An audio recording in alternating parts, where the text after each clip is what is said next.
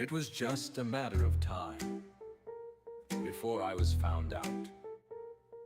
The apple may not have fallen far from the tree, but I was certainly no lawyer. A name?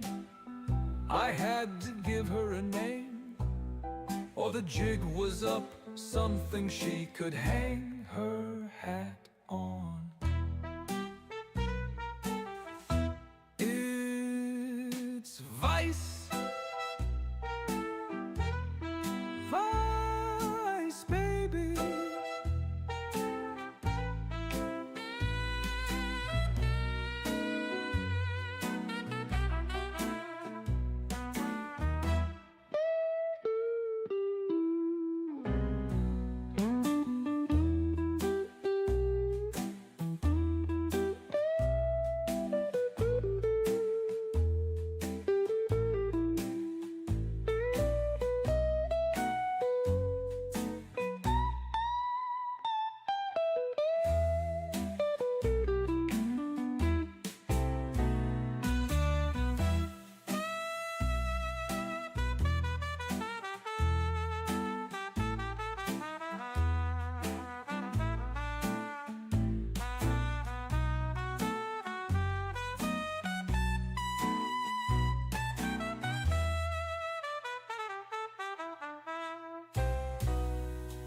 It's Vice, Vice, baby.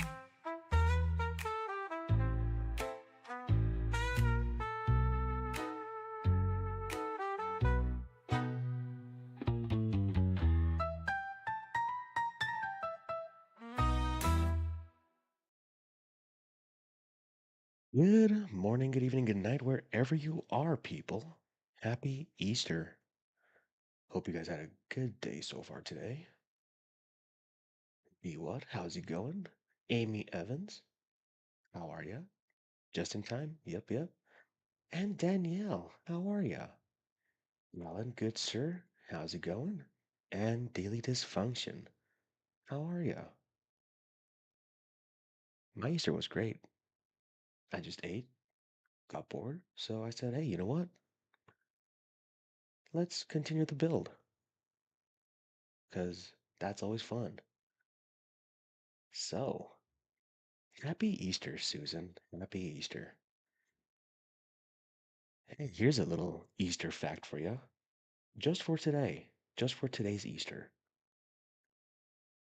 April 20th is a beautiful 420 day. It's Easter, and it's also the Austrian painter's birthday. The last time this happened was 2011, and the next time it will happen again is 2084. 2084? Yeah, 2084. So, there you go. There's your Easter fact for you. It's Zombie Jesus Day. Hey, trouble. I mean, Connor. What's up, Tammy? Okay. I'll do the same thing as I did um last Lego build stream. I'll be muting myself, say hi to people, put in my little inputs here and there whenever I feel necessary. But most importantly, we're gonna have fun because that's what we do. But yeah, I was gonna do it on Monday and just do it every day from Monday through Saturday, whatever. But I was bored. I said, you know what? Let's just start today. How about that? Go one video a day, just covering one Maritime Monday a day. Because that's how I roll. Nice moo hat. It's not a moo hat. It's a donkey. It's a donkey hat. It's not a moo hat. I mean, close enough, I guess, but wrong animal.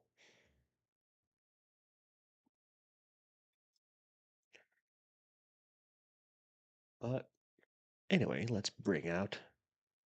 Yeep. Hello, Dad. I had a great day. Thank you, Susan. And Harriet. Hello, hello. Donkey Llama, who's to say? Yeah, I know, right?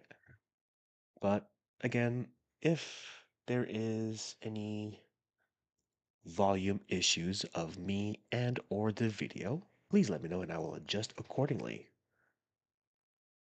And without further ado, let us begin. Our very first, well, not my very first, Dark Lotus. Wow. Long time no see. Good to see you. But not my very first Maritime Monday, but the first Maritime Monday video on the playlist.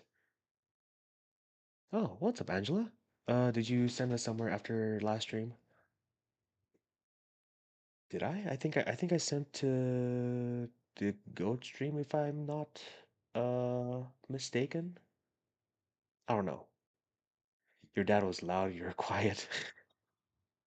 But tonight, depending on who is on, I will send you guys to whoever's on. But anyway, good to see you, Angela. Good to see you haven't flown away from the cyclone. But without further ado, let us begin. Hey, welcome. It's Legal Vices. And here we are. It's Admiralty Day. It's Monday night here in Busan, South Korea. It's cold as hell and windy. It looks like it's going to be raining and we might be in for some rough seas this evening. How is everyone doing today? Let's do our real quick check-in of where we're all at this point in time. Again, I am here in wonderful, festive Busan, South Korea. And how about all of you? Michigan. Welcome, Jason. Where else are we watching from here this morning? Afternoon, evening, where we're Houston. Well, you're up nice and early this morning. Well, Tammy, funny you say that, because right before this stream, I bought that hat. Well, okay, so he's wearing a Model 2. I found that out. Um, he is wearing a Model 2. Model 2, my size, my head size, is sold out. I went to Model 3, no, Model 1, again sold out. Model, wait, Model 2 sold out, Model 1 sold out, and Model 3. I'm getting the Model 3. It will come in 2 to 4 business days. And it was actually not bad at all. Like the price, it was it was $79 even with the fastest shipping. Marloka, welcome, welcome. Aaron, how are you doing? And DK Cripple, how are you? So about to fall asleep? Well, I hope you have a good night, Aaron. Denise, hello. Happy Easter. Happy Easter, everyone. Happy Easter. So, I'll get back to it.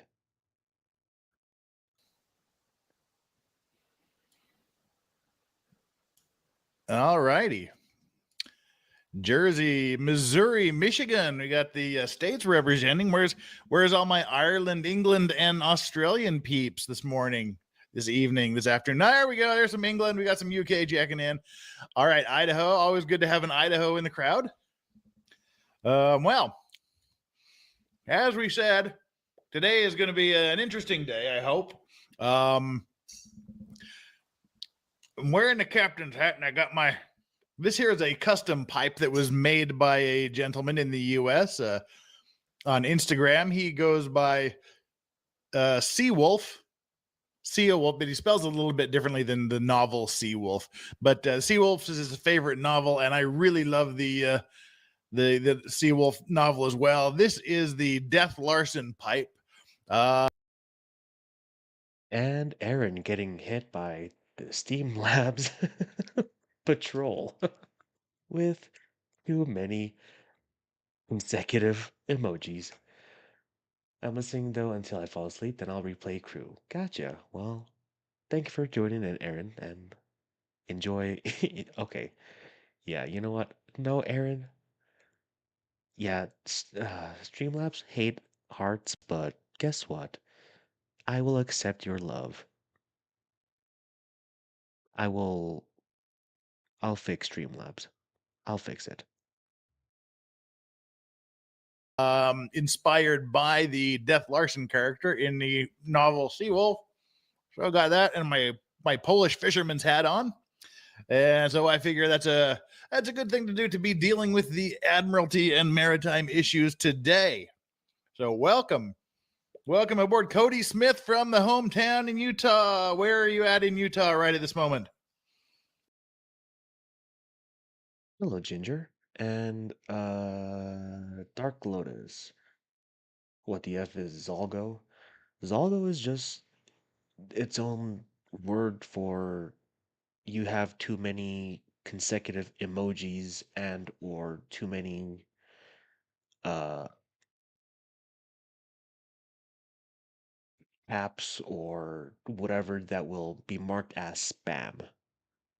And whatever Streamlabs marks as spam, it will delete the message. I will fix that. Hello, Emil. Welcome. Well, Aaron, I guess that was way too many hearts for Streamlabs to handle. Never get enough Utah. I'll be in Utah the last 2 weeks of July, by the way. And I definitely plan on hitting some adult beverage establishments in Salt Lake City. So we'll maybe have to try to do a meetup while I'm there or something. I'll just set a day when I plan to let know what location I'll be at, and whoever shows up shows up. Whatever. So Sammy, much love and hugs to you. And Dark Lotus, I didn't know what that word is. I don't even know if that's the official word for it is. But every time it deletes Erin's message, it's because she posts too many heart emojis, and that is what I assume the word means. what do I do? This is my thing here with the law. I do a lot of what I do. I mean, a huge part of my job is dealing with admiralty and maritime issues. What does that mean? That means ship collisions, uh, ship disasters, groundings, explosions, capsizing, things like that. South Jordan, great. Cody Smith is again from South Jordan. Usually, when I'm in Salt Lake, I go to the Lake Effect Bar, best bar in Utah, hands down, and an amazing bar anywhere. By any standards. So anyway, yeah, a large part of what I do is this admiralty and maritime thing with ship damage, ship collisions, ship sinkings, explosions, fires, oil spills, capsizings, crew injuries, cargo damage, cargo claims, ship sales, ship purchases, shipbuilding construction contracts, things like that. That's what I do. Tasmania, we had a bit of a snowstorm down there, I hear. The Concordia, yeah, the Concordia is quite the case. We might have to. Hello, Carlos. Welcome, welcome. Remember when you would call me Amel? Oh, geez, really? He did not. How does he mispronounce a mill? And yeah, D what cameo, yep. Hello, Pam. Hope everyone had a happy Easter. I had a happy Easter. I hope you did. Do that as well. I don't know how many of these ship collision videos there are out there, but definitely when we run out of those, we can start in on maritime disaster cases and sort of look at them if that's what people want. And again, this is just a complete uh, random thing to do that the chat asked me to do. So as we go, your feedback on this particular video is going to be very important to see if this is something we continue doing, see if it's something you like, see if it's something you want to do. So, hey, it's your call. But I didn't even know that ship accidents were a thing on YouTube. So I just random. Hello, Laurie. Welcome, welcome. I didn't catch what message you deleted, but hey, welcome. typed ship collisions into YouTube, and I was surprised by the number of videos that came out. So that's what I want to do. I just want to look at them and see what's going on. Again, I haven't watched any of them. I've reserved my viewing to be done jointly with you. I'm going to be seeing these at the same time you're seeing them for the first time. So I have no idea. I resisted the urge to watch them by myself, and we'll see. Oh, I was falling asleep. Well, Aaron, go to sleep. Have a good night. And wake up nice, bright and early tomorrow. Uh, I fell asleep last time and I wasn't very well, lol. It took me so long to work out where the animal were coming from. Thought the neighbors had gotten some farm animals. Maybe they did. Maybe they did. Loud little ducky. Hello, hello. My heart just skipped a beat when saw this. Well, I'm glad nothing horrible happened when your heart skipped, because that can be dangerous. Glad you're still here with us. Hello, CMB. And how's it going, Zach? Good to see you. oh, Did he only deal with peacetime incidents?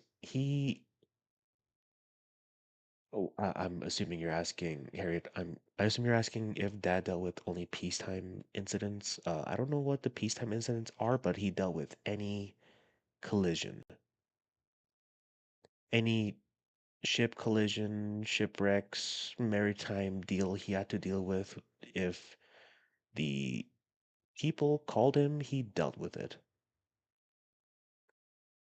wow, here we are. We have started the day. Thank you so much, Diamonds and Henna, for your wonderful chat this morning, and a good morning to you from California. And while we're at it, please like and subscribe.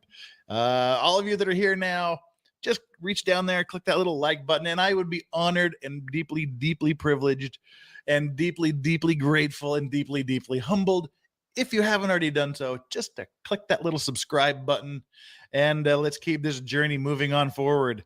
Let's see how far we can get our subscriptions to go up today. Uh, okay, I just opened up and saw live with your dad. Thanks for keeping his memory alive. I am here to serve. You're welcome, and thank you all for being here. Doreen Miller, the volume difference between yourself and Dad, I'm going to have to watch tomorrow when the house is awake. Miss your dad, good night. Is he too loud? Am I too quiet? Well, the world may never know. He was a good grifter, yes. He put in work in for sure. Yeah, for every video he did. That would be fun. And again, thank you so much for the generous donations, the super chats, the super stickers, the super likes, everything. Just those are obviously deeply, deeply appreciated. Keep them coming, and I'll keep being grateful and appreciated.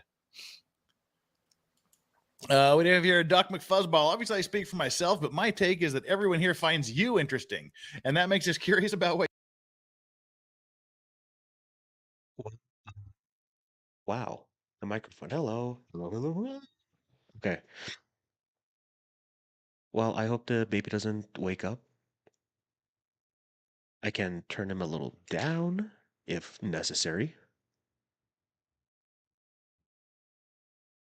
What you're interested in. Well, gee, thanks. That's very kind. I'm trying not to sneeze here. Okay, yeah. So that's very kind of you. Hopefully you'll find this interesting. Hopefully I'll find it interesting. Shit, I mean, this could be boring videos. I don't know. I haven't watched it, but again, like, subscribe, and please. I will generously accept whatever donations are chucked my way. But one criticism I have gotten into is that I wander around too much with my talking, and it takes forever to get into the damn details. But I just want to say, gotta have a little background before we get into the main meat. But we've done this, so let's start with the videos. But first, it's the grand appearance of the mega pint glass. I don't know if you saw the video I uploaded when I got it over the weekend, but it's here now. And this is now the official drinking cup of adult beverages for Legal Vice's Pimp Cup. Is my official Pimp Cup. And this will be part of every stream I do if I have anything to say about it. So cheers. We are loaded to the brim with a very, very generous portion of rum and topped off with a lovely Coke and lemon. Now, let's take to the seas and see what we're dealing with. Oh, we got a super sticker. Thank you. Hello, David Nelson. Welcome. What's the channel name for the pipe guy?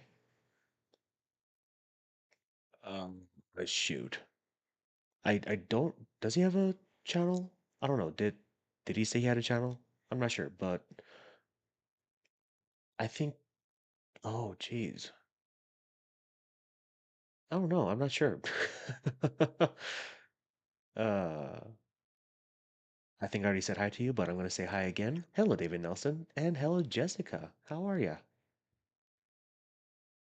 Oh, do you mean this pipe guy that's on the screen right now? This pipe guy right now is Legal Vices. Oh yeah, Vienna. Yes.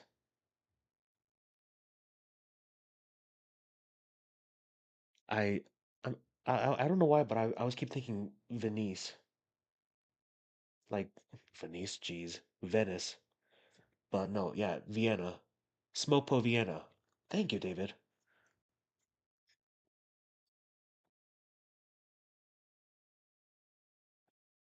Oh, speaking of Smopo Vienna, welcome. Haven't seen you in a while. Hello, hello, good sir. You know what? Just because you're here, just because you are here,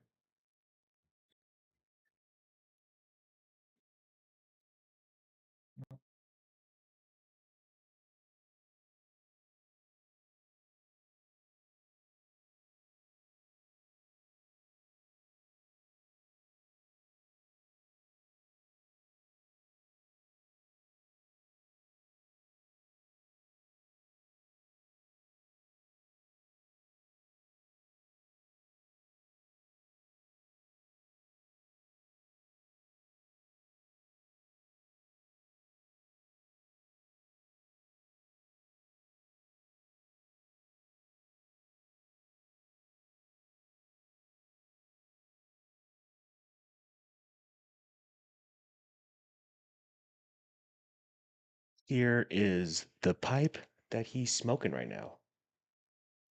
Right here.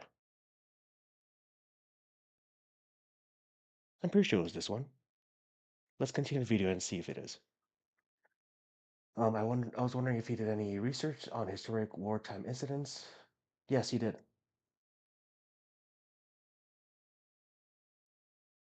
Uh, mhm. You have a great talking voice. It is smooth like butter. I enjoy listening to while I sleep. Well, thank you. I appreciate it. And as a bonus, it gives you to watch time. Yeah.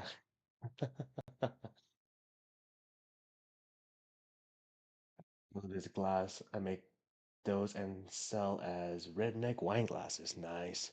I actually saw on his he bought that on Etsy, and I saw it on his little Etsy thing. So I'll probably buy that too. From Tanasha R. You rock. All right. Let's pull up the screen and see what we've got. Again, this is something we're going to have to do together because I don't know. This is all brand new to me. Let's see. The first video we've got here is where we got here. It is let me bring the screen up here so it's a little bit bigger. Boom. The 15 biggest ship collisions and mistakes. This is just the randomly selected first video in our thing in our little journey here today. I'm going to bring up these videos bigger so we can see what's going on. And well, all right, I'm getting settled in here, and now I'll just play through this, stop it if I see there's anything interesting to comment on or anything that I think might need to be explained, and just sort of give you my general comments on each of these.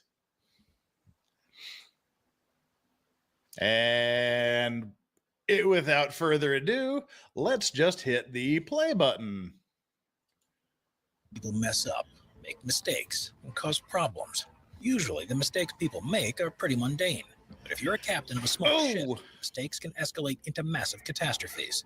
Here are the top 15 biggest ship collisions. Oh, no, that's a famous case, that one there. That was intentional. Cruising into Venice. Venice is one of the most popular tourist destinations in the world, but with limited space for people to stay during the peak seasons. One of the best ways to visit is by cruise ship, much to the annoyance of the locals. While the ships usually enter port and leave again without any problems, there are occasional incidents that happen because of the occasional unpredictable weather. And in 2019, one managed to collide with a wharf and a tourist boat in the Giudecca Canal. Oh, no. Yeah, I mean, there's lots of things that contribute to ship accidents. Weather is remarkably a small part of it. Hello, Boosh. How are ya? Usually it's operator error, occasionally problems with the ship itself. Oh, that's interesting. Engineer says, as a former Marine engineer, this is going to be interesting. I've been in one sailing for MSC. Unreps often had great risk. Yeah, so you might be able to call bullshit or to I guess concur with the narrator of the videos, or even my own opinions. But good to have you aboard here. Oh, and Doc McFuzzball, mega points for your mega pints. Thanks. All right, back to Venice. Yeah, so they're saying that the weather caused this. How bad does the weather get in Venice, really? The 13-deck MSC Opera experienced an engine failure. Oh, yeah, see, oh, shit. I was trying to mess up the volume. Popular tourist destinations in the world, but with limited space. I was upping the volume during the peak season. Skipped us ahead. One of the best ways to visit is by cruise ship, much to the annoyance of the locals. While the ships usually enter port and leave again without any problems, there are occasional incidents that happen because of the occasional unpredictable weather. And in 2019, one managed to collide with a wharf and a tourist boat in the Giudecca Canal.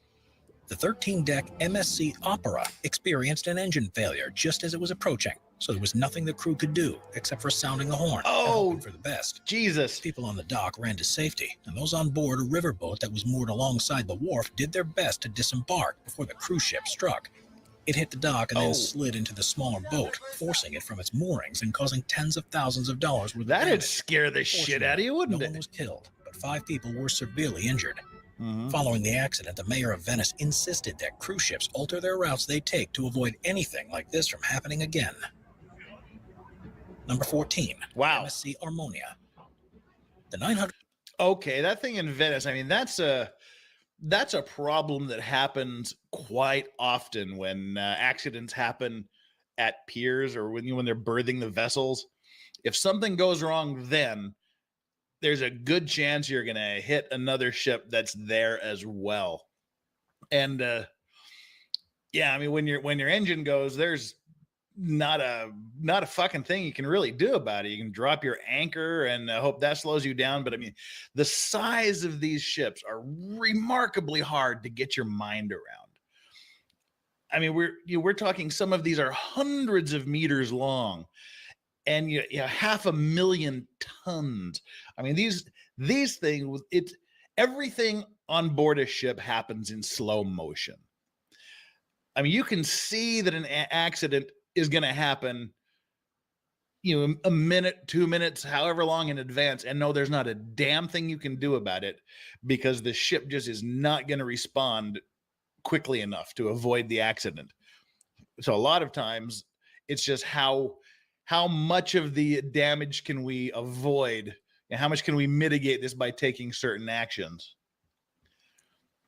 So yeah, That sucks. And the ships are also heavily insured. So there you go. 902-foot-long MSC Armonia is a 65,000 gross tonnage. Wait, how long was that? The 902-foot-long MSC Armonia is a 65,000. See, 900 feet long. That's 3 American football fields long. I was about to comment on that too. Over 900 foot long. That is giant. That's ginormous. I did security for COP26 a few years ago, and we were securing these ships. They are massive. That's crazy. And when it's like super tonnage too, one mistake and yeah, the end. That's scary.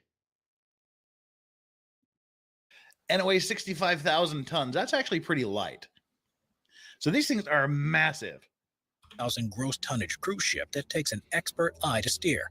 Unfortunately, the crew and control in April of 2018 probably needed more training, as they completely miscalculated their approach to a port in Honduras.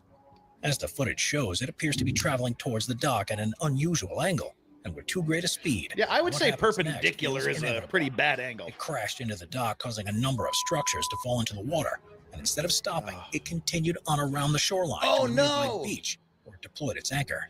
That just A went few moments straight later, through. it reversed out into ocean waters. But quite how this happened still isn't clear. According to the cruise company that operates the ship, it had been scheduled to stop at the port, but they weren't sure how its route deviated so much that it grazed the end. People not paying attention. That's how the majority of these accidents happen. There's actually a really great book. It's about this thick, and it's called Collisions at Sea. How?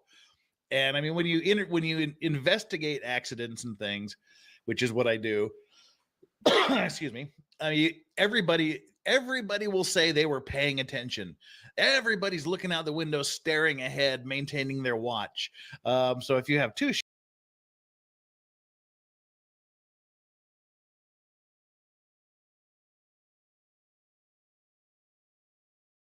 I can pull up the full name, but it shows Murray, and I don't know. Yeah, you know what? There you go, Maria Flor. Thank you for the 500 pesos. I really appreciate you. Long time no see. Yeah, I haven't seen you in a while. Hope you're having a good one. Thank you for the 500 pesos.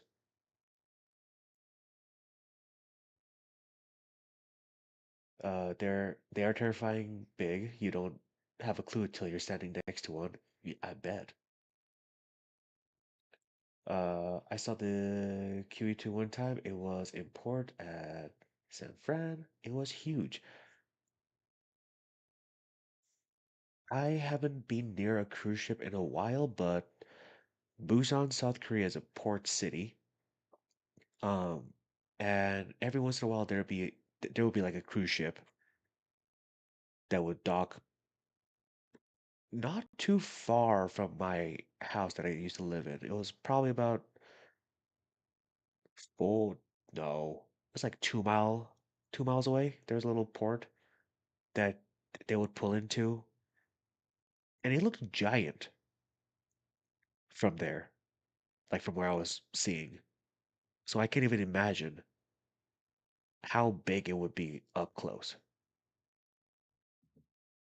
ships full of people that are staring out the window at each other, but none of them know how it happened, kind of tells you that a lot of times people don't tell the truth about what happened. Fortunately, no one was injured and the damage was minimal, but it could have been a very different story. The ship was able to continue on its 14-day cruise around the Caribbean, although everyone on board probably held their breath a little every time it approached a port for the rest of the trip. Number 13, container ship versus football This ground. is famous. This is Hong Kong. You may be able to understand if a ship manages to hit a rocky outcrop that's beneath the waves, or a smaller vessel that's sailed in front of it and is obscured from view. But the one thing you'd always expect a crew in charge of a boat to be aware of is the mainland. Sometimes, though, it's not as easy as that, and this footage shows even the simplest of obstacles can prove to be too much to overcome. In 2014, it seemed like any other day. Yeah, this was a Joggers really and famous athletes case. were using the Stanley Ho Sports Center in Hong Kong's Pok Fu Lam district in the same way that they always do. But on this occasion, things were going to get a little more exciting. The Hansa Constitution, a German-registered ship that was fully loaded with containers, managed to run aground on the shore just next to the park, to the amazement of onlookers. The ship dropped its anchor in one last attempt to slow itself down It before didn't making work. contact. It's going that fast. And I know the crews and the captains are doing the best they can to slow it down, but yeah, no. I will probably be the fastest person to get out of there. You will not see me go as fast as I will if I'm in that situation. Well, Aaron, we'll see.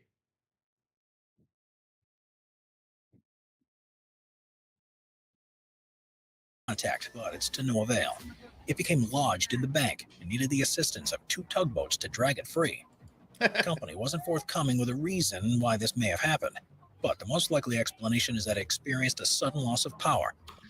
Yeah, if the ship company isn't telling you why the accident happened, if they're not being forthcoming, there's probably a good reason.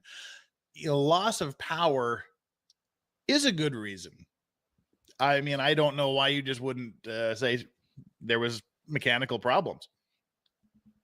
Which often means a loss of steering, too. So the crew wouldn't have been able to do anything apart from watch and hope for the best. Number 12, the Yushin Maru 3.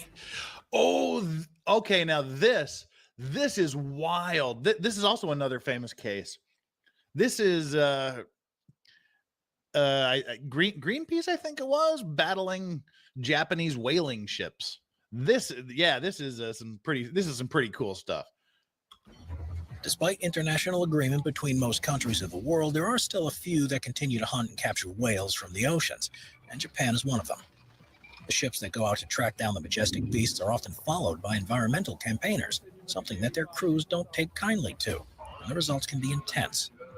This is footage of the Yushin Maru 3, a Japanese whaling ship that was being followed by 2 Sea Shepherd ships in 2014. Yeah. Sea Shepherds. The ships were doing their best to keep the Yushin Maru 3 away from any whales. The Japanese crew resorted to dangerous measures to get away. They first tried dragging cables around the ships to damage their propellers, but after this failed, they resorted to even more extreme measures. At one point, the Yushin Maru's 3 skipper decides to purposefully ram directly into the Bob Barker at high speed, which caused... The price is right on this one.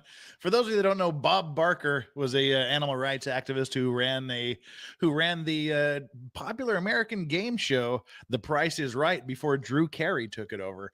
But yeah, there's a couple of times that Japanese have intentionally rammed the people stopping their whaling operations, and intentional acts usually aren't covered by insurance. So this is just money out of the pocket just to do damage. Serious damage to this vessel.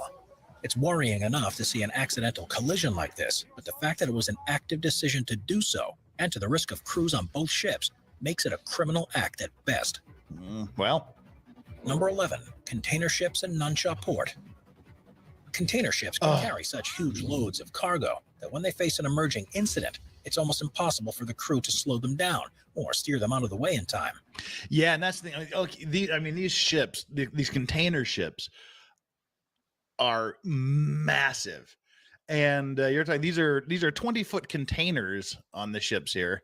Sometimes they'll have 40-foot containers, but these are 20-foot containers. So what's that, like 6 meters? A little more than 6 meters each one, and you will get thousands and thousands of them. I mean, you can have 15,000 containers, and these containers, anything can be in these containers.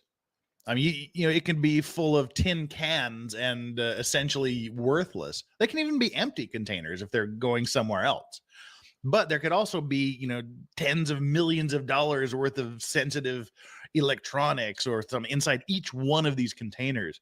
So if you're getting involved in an accident with containers, you're talking enormous legal problems and enormous sums of money.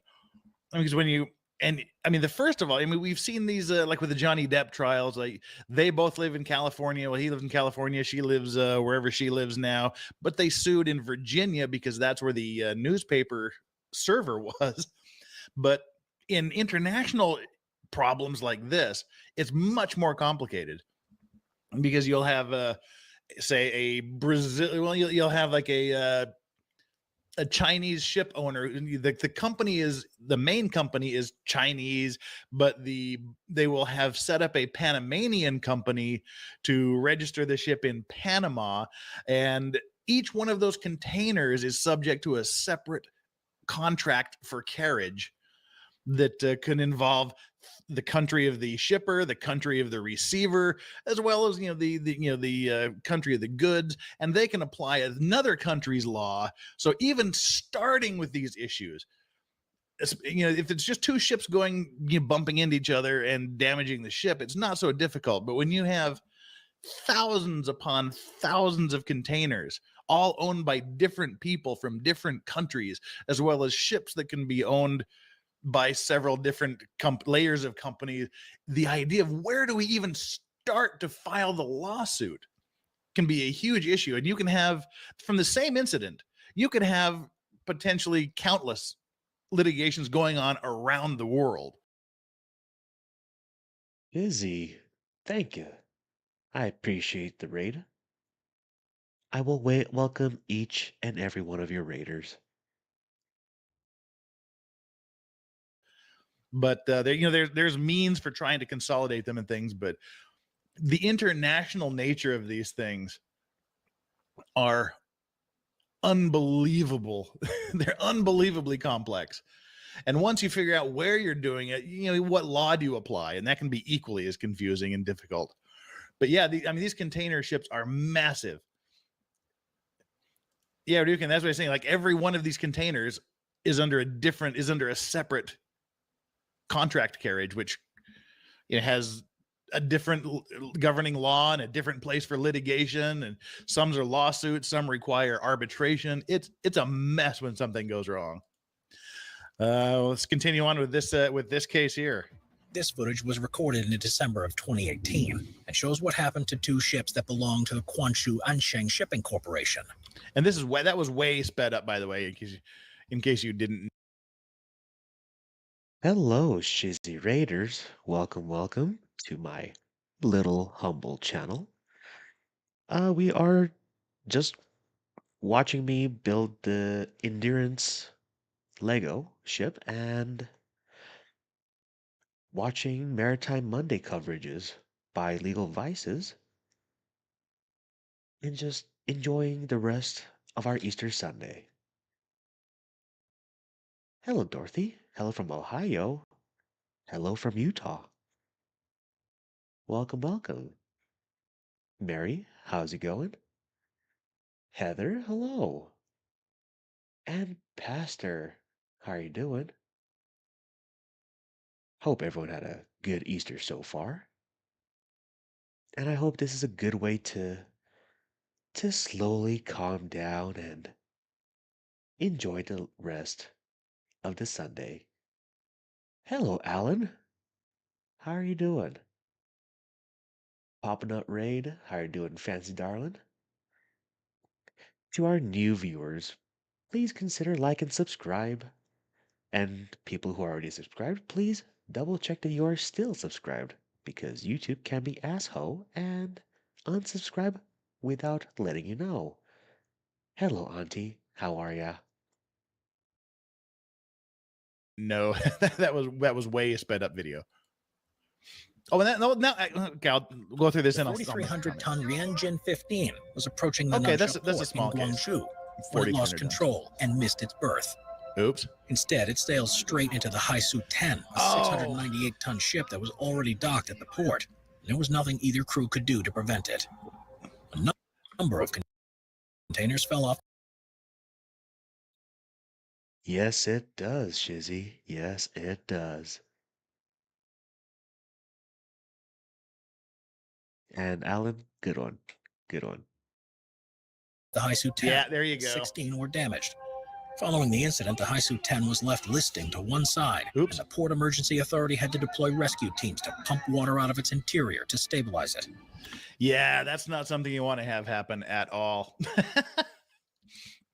Oh, and when you T-bone another ship like that, not teabag a ship, when you T-bone the ship. And I mean, that's just... I don't know how you would teabag a ship, but anyway, where'd it go? Hello, Wendy Bird. Hope you're doing good. And Heather, I did have a good Easter Sunday. Thank you.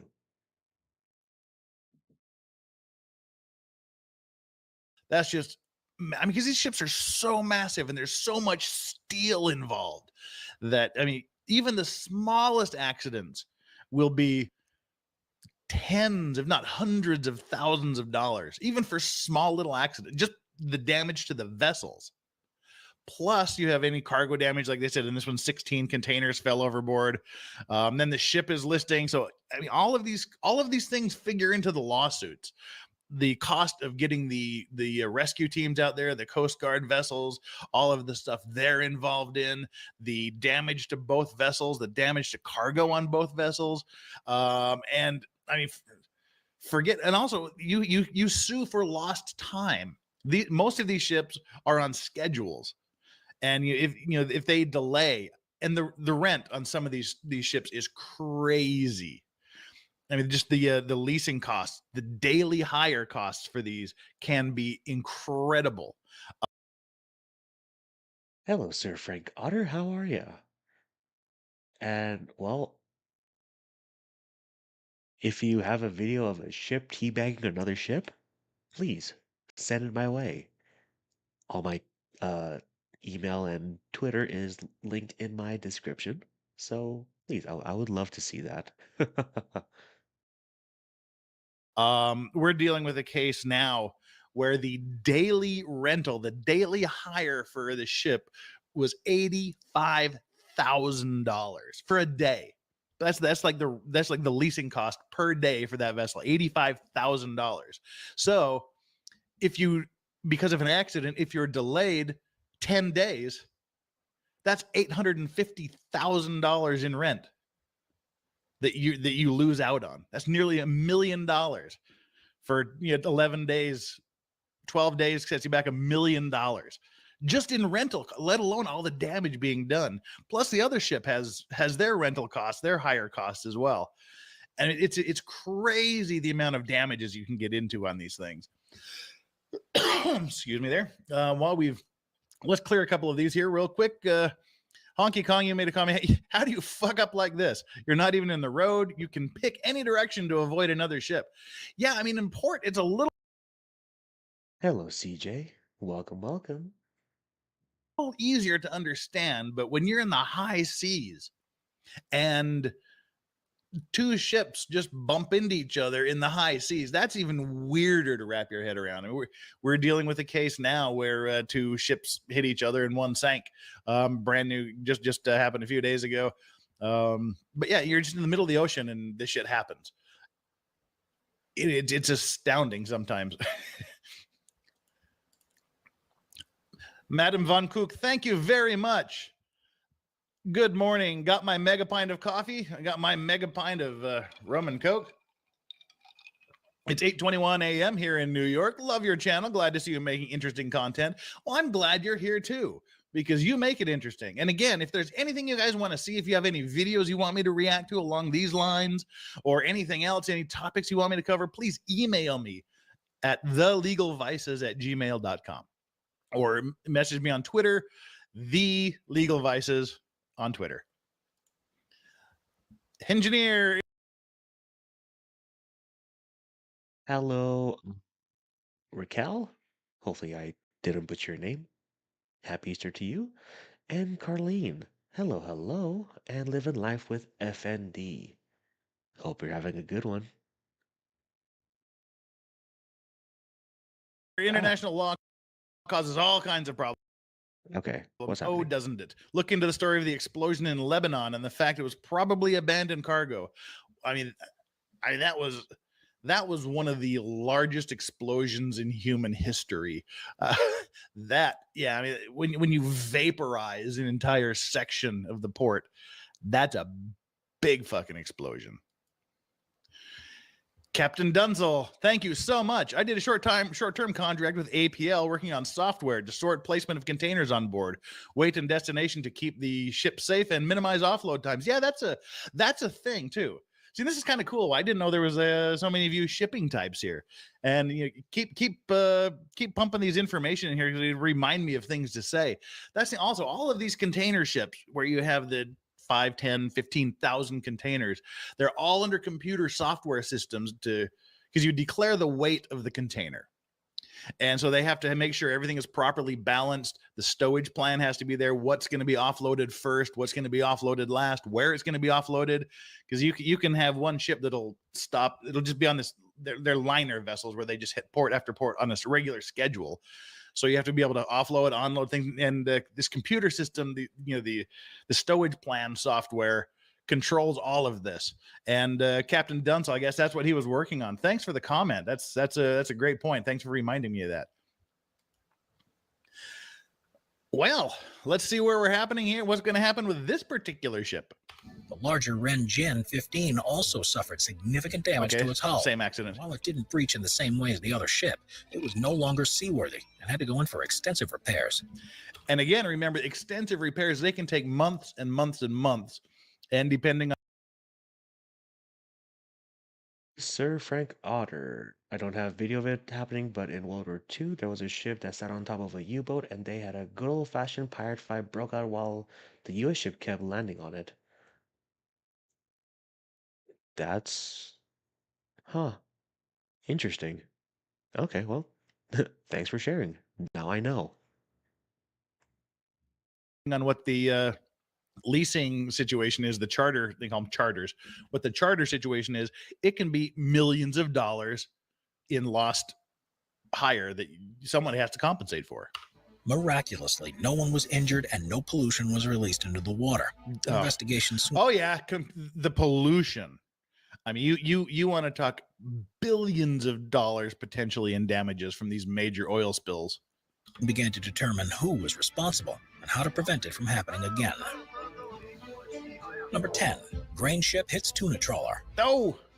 In October of 2010, a 738-foot-long grain-carrying ship called the MV Grand Rodosi was approaching the Port Lincoln Wharf in South Australia when things went terribly wrong. As it came close to moor, it seems as if there was a loss of steering, and the bow collided straight into a tuna trawler.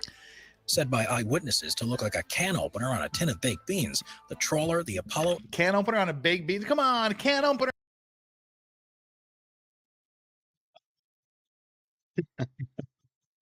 I I love that description. But it shows how freaking scary a shipwreck can be. And just in that video alone, you can see how effortless that was. Just how easily it got crushed. I really hope there was nobody on board. I really hope no one was on board. Put her on a tin of tuna. It's a tuna vessel. Come on, it's just baked beans. Come on, tuna. And that looks like a big tuna ship. So you're talking this vessel that just got crunched.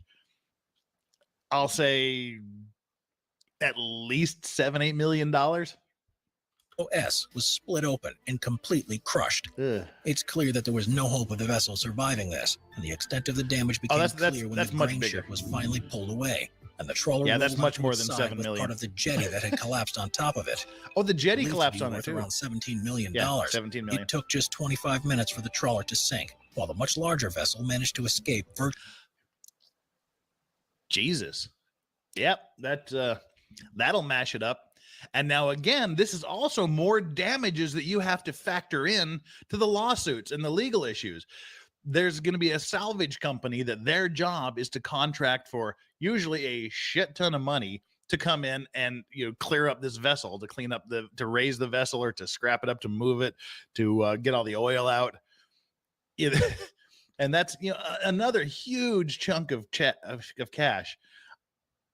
I mean, there's so many things that pile onto the legal costs that as you delve deeper into the accident, it's just, you're like, holy fuck, there's a lot of money here, which is why there's huge amounts of insurance on all of these vessels. But yeah, that's I would say that was crushed. Dang. Virtually unscathed. No personnel were injured, but a large quantity of diesel was spilled into the water. Yep. Port authorities had to deploy teams to try to contain it before it washed ashore on the Again, nearby hundreds beaches. of thousands The of jetty, dollars too, was severely cleanup damaged oil and had to be costs. closed for several weeks while repairs were carried out. Okay, and see, that's another thing. I'm listening to these damages pile up. Everything we've talked about, the damage to the ships, the salvaging, the removing the wreck costs, the lost rental for both of the ships, the lost hire for both of the ships, the pollution damage, all of those cleanup costs, and then you have to repair the berth where this damage happened. And they said that the pier was closed for several weeks. Now the piers, they make a shit ton of money offloading stuff as well. And if they can't operate, they're suffering ridiculously huge losses every day that they're not able to use that berth. And those are all things that get claimed. Number 9, the Sea Grand versus a bridge. You've heard the dangers Oh, of drinking fuck and driving me! a road. No. Time the fuck out. Whoa. We got to go back. Holy fucking shit. Okay. All right. Why do I have my knickers in a twist here? This is a case that I worked on. This is a case that my office did. I'm looking at this bridge outside my window right now. Okay, I'm glad he mentioned that because that bridge looked very familiar. That bridge is the bridge that I cross a lot when he picks me up to go to his house or whatever. That is a gorgeous bridge. And that bridge, they do the annual fireworks show on it as well. Um, and just the view from his house is gorgeous. You can see the beach and that bridge from that window that he's pointing out right now, and also the one in the living room. But that is a great bridge, and I'm glad that he mentioned it because it looked very familiar. I didn't want to pause it until the whole video said something about it. But what a beautiful bridge that is. Now as we speak. And not doxing myself, I don't think. Yeah, like my house is just to the left of this picture. If this camera goes over about another centimeter, another half inch, then my house would be here. Yeah, this was a case we worked on a couple years ago. This is awesome. Holy shit. I'm internet famous. Okay, now I can tell you all about this. Well, a little bit about it. There's still confidentiality clauses and things, but this was a Russian ship. As we're looking at it, like on our side of the vessel, our viewing side of the vessel, there was a really tiny little berth, and the vessel was supposed to come off of the berth. It was supposed to use tugs as well, but he decided he didn't want to use any tugs. Oh, yeah, Carl's here. Carl, if I recall correctly, Carl, you live like in front of the bridge, like there on Guanganli Beach, right? Did you make a note in chat, Carl? Did you see this accident? Yeah, this was huge here. This was kind of funny. This is like when Busan gets itself on the map. But yeah, the Russian guy was supposed to sail from the berth using yep. Carl's KTX says, yep, he saw it. Yeah, this was the thing to do, was to look at this. But yeah, Carl KTX, if this ship goes straight, then he's got about a kilometer before he hits Guangan Beach. And if for those of you that saw the movie Black Panther, the part where they're in Busan, Korea, they Black Panther people, they go to the casino in Busan, and there was a car chase on the bridge where Black Panther was like on top of a blue BMW and things. They raced along this bridge. This is the bridge that they were racing on in Black Panther. This is the Black Panther bridge. The Sea Grand versus a bridge. Sea Grand versus a bridge. Yeah, this here is the bridge from the Black Panther movie. Now, as I was saying, Carl says he missed it by about 15 minutes, but he heard it. Yeah, that's great. And we'll see how much of the video they show, and then maybe I'll show some of the video next time, like the other parts. But they were supposed to debirth using tugs. For some reason, they didn't use tugs, and he was supposed to sail from the berth. And How dare they not use the umbrella guy to birth ships? But anyway, Daniel, yes, Korea is amazing. And yeah, wow. I'm just surprised they have a video of Korea right there. turn to starboard when you turn to the right and go around the island and continue on his merry way. For some reason, he turned to port. He turned left and kind of did this big U-turn where he's got this whole fucking Pacific Ocean on this side and a bridge, a little tiny bay, and a beach on the other side. He makes the U-turn and decides to go straight for the bridge and the beach for some reason. What could that reason possibly be? Well, if you believe the prosecutors in the court, the Russian captain of the vessel was intoxicated at the time the accident occurred. He doesn't deny that he was drinking, but what the captain said was, because of the accident, he doesn't know how the accident occurred, but because of the accident, he was so shocked, he went to his cabin and started drinking. Yeah. Yeah, so this is awesome. This is hilarious. Cheers, Captain. We'll see how much of this they show, and I'll find some other videos to watch another time. All right, let's get. Hello, Melly. Glad you could join us. And too much vodka? Probably. Carl out of here again now. Let's see how much of this they show. Bridge. You've heard the dangers of drinking and driving a road car. Yep. The consequences of drinking and driving a large ship can be even worse. In February of 2019, a 370-foot-long Russian ship, the Sea Grand, had arrived in Busan, South Korea, and was loaded with 3 million pounds of steel coins before leaving dock and heading back to Vladivostok. Now, this is steel coins. It's not like money coins. It's just like little discs of steel used for various things. The vessel should have continued sailing north along the coast, but for some reason took a turn into a small bay after a couple of miles. Okay, there, right there. That's my house is behind. I think, yeah, right there. That's kind of the building right next to me. We won't get to see my building, but that's the building next to my house. Yeah, so for some reason he just turned and went towards the beach and headed straight towards the double-decker Guangdong Bridge. Guang'an Bridge. Officials saw the ship had deviated and radioed the captain, but he didn't speak English well enough to be able to respond, even though it looks as if the ship. Guru berries, long time no see. Hope you're having a good day so far. Welcome, welcome. Began to try to reverse. It was way too late, and it collided with the bridge. Traffic began to stop as the drivers realized what was happening, and the foremast of the ship was broken. Okay, other fun fact, right here on the left side of the screen, that's my friend's car.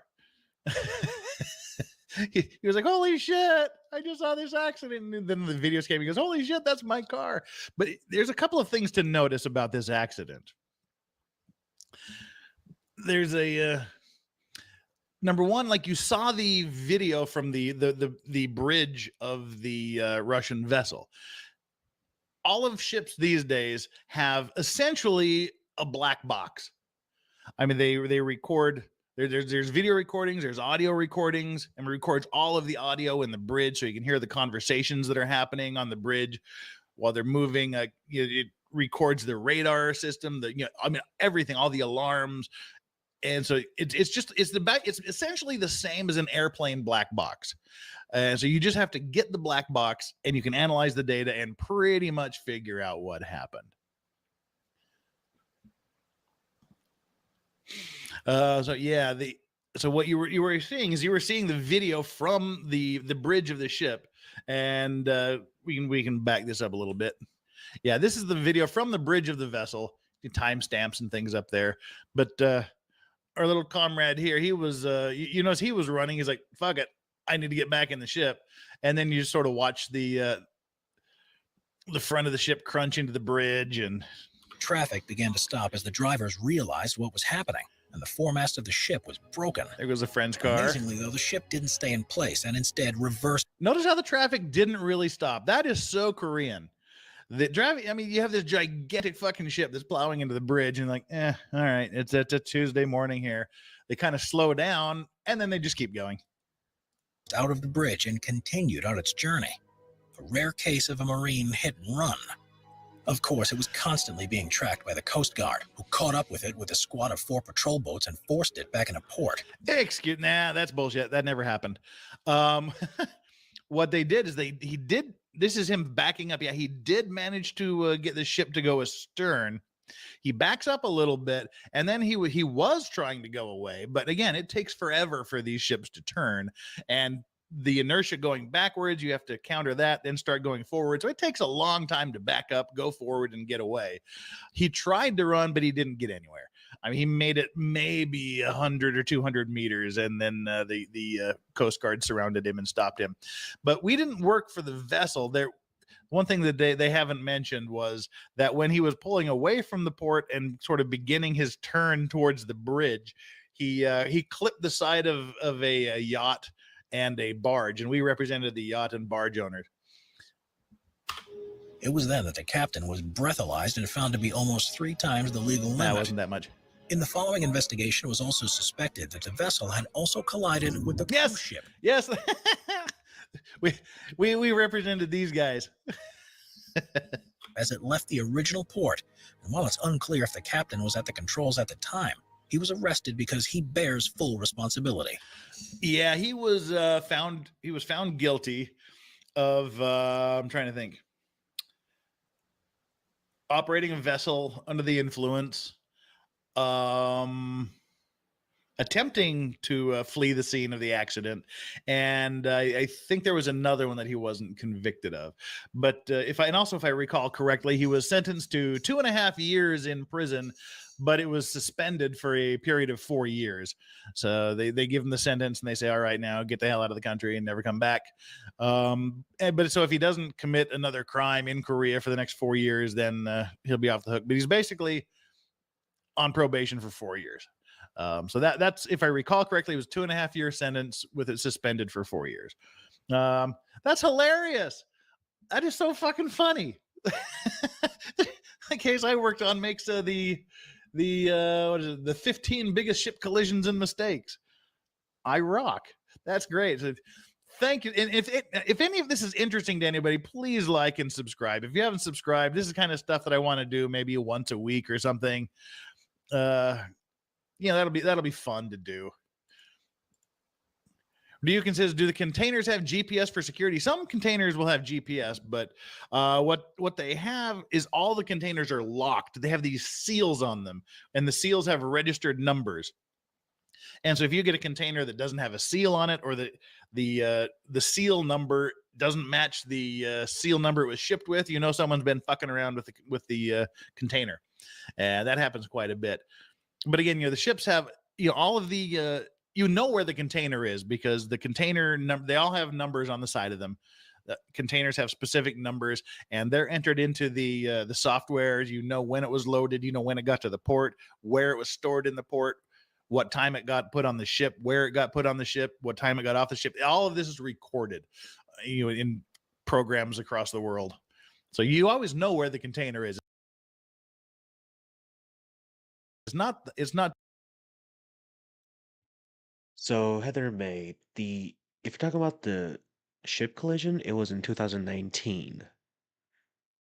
If you're talking about the actual video of this video, Not too hard to 2 years ago. find it.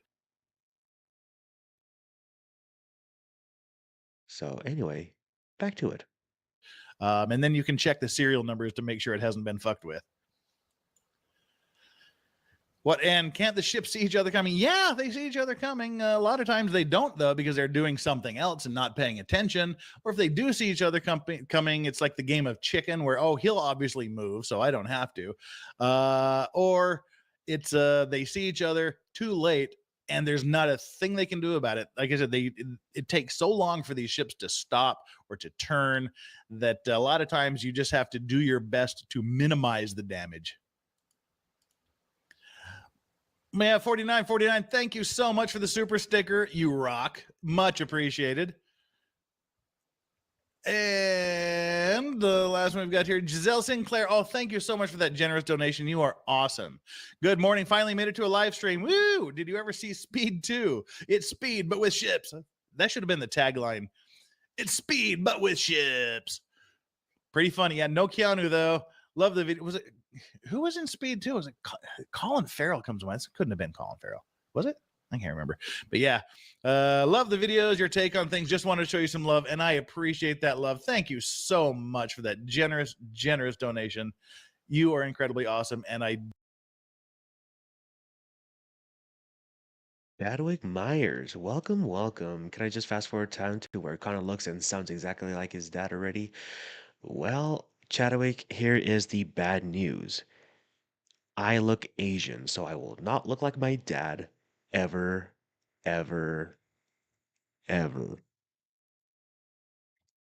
Sounding like him, maybe. Maybe I will sound like him in the future, but who knows? deeply appreciate it. All right. And also, long time no see. Wow, that's kind of funny.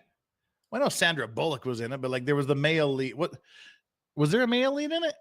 God, I saw it in the theater and wished I hadn't. That's how long ago it was, and that's how much I remember it. Literally, that's all I remember. It was like Speed, but on a boat. Oh God. Oh, all of Hotbog Lloyd's containers have GPS in them. I did not know that. That would be expensive to maintain, though, because they have tens of thousands of containers. What? Yeah, but yeah, you know. Let's see if there was some other question. What was that ship movie? Titanic? I don't know. All right, so that was fun. That was a case I worked on. All right, sorry if I nerded out too big about that case, but that was hilarious seeing it there. Miss Vicky May, you got to run. Thank you for coming. Don't forget to hit the subscribe and like on your way out if you haven't already done so. We're constantly adding more people to the Top 5's production team Well, to bring you congratulations. all the best content. Be sure to subscribe. To me. Notifications on. To me. And hit the like button. On my Great. videos. The Disney Dream. Oh. Some of the most spectacular... Sorry. Just him adding those comments without hesitation, just a quick fire. That cracks me up. Connor, you may not notice the characteristics you carry of your dad, but others may. Or you actually may in the future. Who knows? You sound to look just as you should. Oh, thanks. Appreciate it. Cruise ships Yeah. you'll see at sea are those that are operated by Disney. But despite having Mickey Mouse statues on their hulls, nothing can distract away from them when an accident occurs. That's exactly what happened in 2017. The Disney Dream was backing up to a pier in Nassau in the Bahamas when it failed to stop and collided with it, making a loud crunching sound as it did so. Oh. After realizing the error, the captain of the ship powered forward so the damage could be surveyed. And fortunately, it hadn't affected the seaworthiness of the vessel. The dock, too, wasn't significantly damaged, as the cruise ship was able to moor up against it on the second attempt. A few days later, however, the ship was seen with makeshift patches on its bow where it had clearly sustained some superficial damage. Yeah, they'll do temporary repairs just so it can stay afloat and be seaworthy, and then they'll go somewhere later and do permanent repairs, especially if they're like on cruise ships and things like that. But and these cruise ships are so massive. Okay, I'm glad he mentioned that because I was about to say, well, that is not a good repair job, and I think they should, whoever repaired that should get fired. But it's a temporary fix. I got it. I mean, everyone thinks like the Titanic was one of the biggest ships there was. Like compared to this Disney thing, the Titanic would be a tiny, tiny little ship. But this didn't interfere with its schedule, and the company was able to fix it between cruises. Quite whether the captain that day will ever be allowed to helm one again, however, is a different story. Number 7, the Petra Star. Large ships only really have the ability to steer themselves when their engines are running, so if they find themselves moving across the water at any other time, there's often a frantic race to take control of things. This was the situation the crew of the Petra Star found themselves in 2018, when they found themselves drifting perilously close to the Inse Hamburg.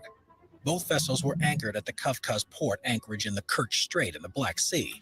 And that's another, the anchors don't always stop the vessel. You know, I mean, the anchor is supposed to keep you in place, but it depends. You know, if it's not set well in the, you know, there's not like some rocky ground or some good ground in the bottom of the ocean, to keep it there, it can drag its anchor, especially if there's a lot of wind involved or something like that. You know, it just kind of slows you down. But a lot of times the anchors don't really keep you in place.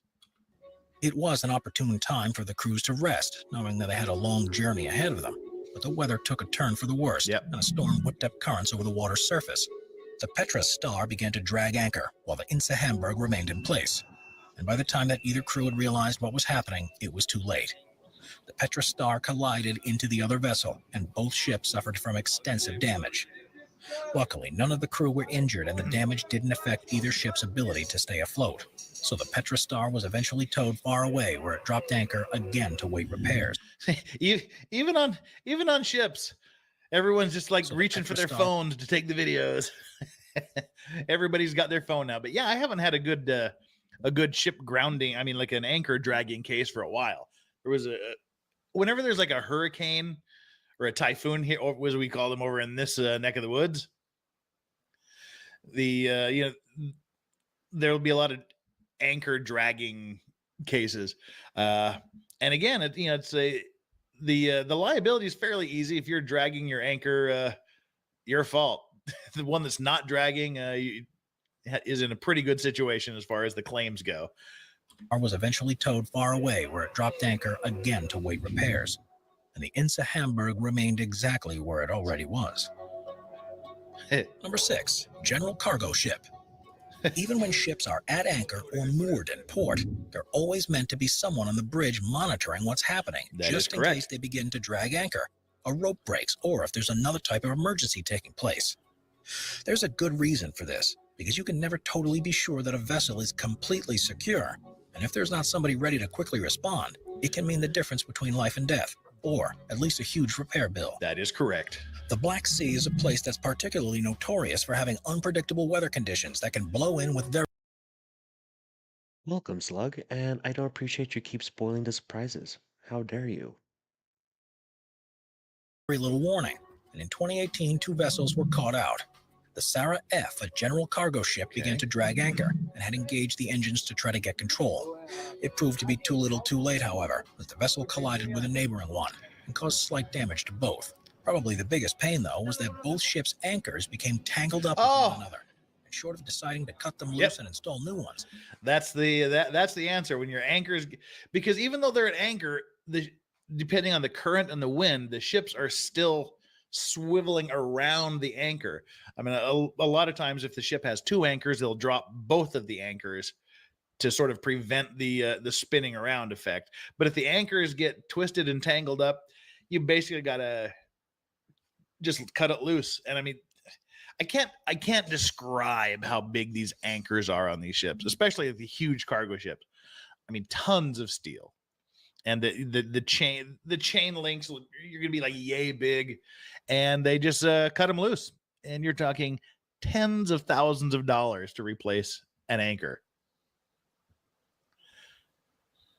Ooh, what do we got here? Legal Vices. My ship was moored in the Mauritius when a typhoon magically appeared. Ended up parting 3 mooring lines before we got the crew back on board from Liberty and got back underway again. Yikes.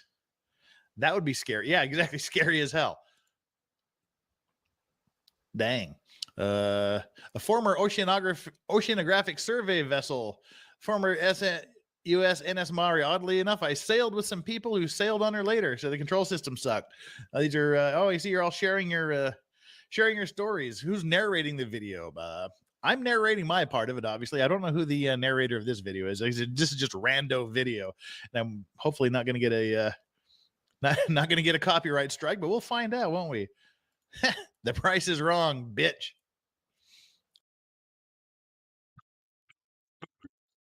Wow, why is my mic not? Okay, there you go. Burberry, for your question, since I came in late, what is Connor building? So I started this yesterday. I am building the Endurance Lego. So here. Hello, world. How are ya?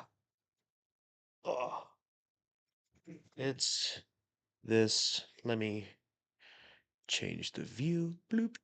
It's this thing, the Lego Endurance. So I started that yesterday. We watched the part 1 and 2 of the Endurance build. Sorry, part 1 and 2 of the Endurance coverage that Legal Vices my dad did on Maritime Monday. Hello, Libby. It would have been cool to see Vices and Vice Baby stream together. It would have been fun. I wonder how that would have gone. But yeah, so now I'm going to do one Maritime Monday video as I build. So we can all enjoy the video and watch me build the Endurance ship. And I will finish the watch party when I finish building the Endurance. That's the plan. Back to the video.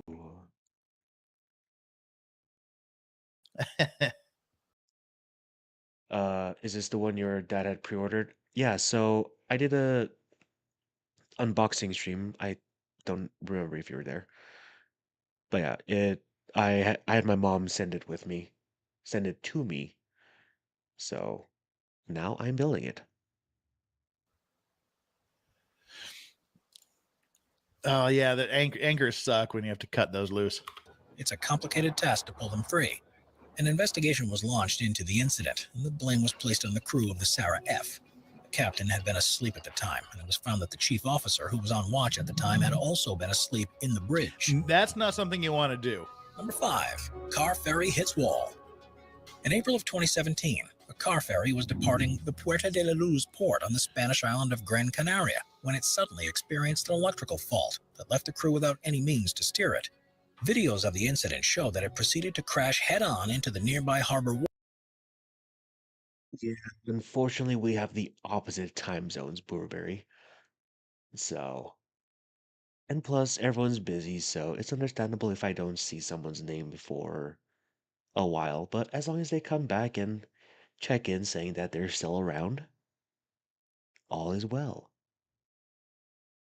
Wall. Oh, There was nothing anyone could do to stop it. You can see how powerful the impact was as the wall collapses under the bow. It's lucky there weren't any vehicles driving along the road on the other side at the time, because they wouldn't have stood a chance of surviving. okay, that's kind of a good 13 view. Passengers. I mean, when you look at it from this angle, it doesn't look like that's very big, but this is a person. I mean, for God's sake, that's how big this retaining wall is. How's it going? Assholes react. Welcome, welcome. And that's how big this ship is. That's a person there. And then you can see it better from the other angle, because they wouldn't have stood a chance of surviving. I mean, look at the cars, how massive that wall is. And you're talking a fuck ton of money to repair that.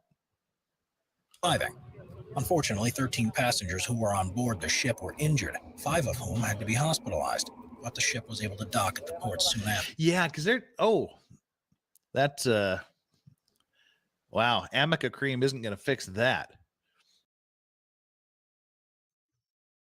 It's just but a flesh wound. Not too much, right? 3 awesome dogs. Hello. I hope Dakota had a good birthday today. Yeah, that's a good snub nose there. And yeah, that's the thing. I mean, that looked like that ship was moving pretty good speed. And you have all of that inertia, and you're going from relatively fast to zero really quick. So the remaining people on the ship could disembark and stay the night in a hotel before a replacement vessel arrived. The ship itself did suffer serious damage, and the collapsed wall was costly to fix, too. The biggest problem this incident caused, however, was an almost 2-mile-long oil slick that had been caused because the ferry had crashed through a series of underwater fuel pipes. Yeah. Holy shit. Wow. Okay.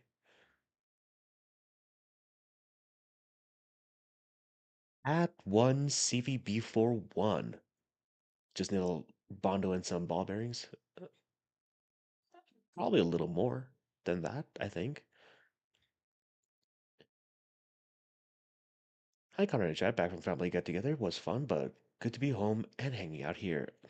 I appreciate you being here. Grass is green enough. I think it's special that Vice never let on to his son he was a streamer or anyone else IRL. Yeah, well, I caught him filming stuff, but he was always a guy that will like film stuff, capture memories. So I thought he was doing his stuff until I looked back into his videos and saw the exact moment I saw in real life. I should have asked, but I just let him do his stuff. External bill, yeah, I guess. I guess it'll buff out. Yep, that'll buff out. Can I just fast forward to time where Connor looks and sounds exactly like his dad already? Connor looks Asian, but their art looks the same. Missy, thank ya. Little duct tape will be okay.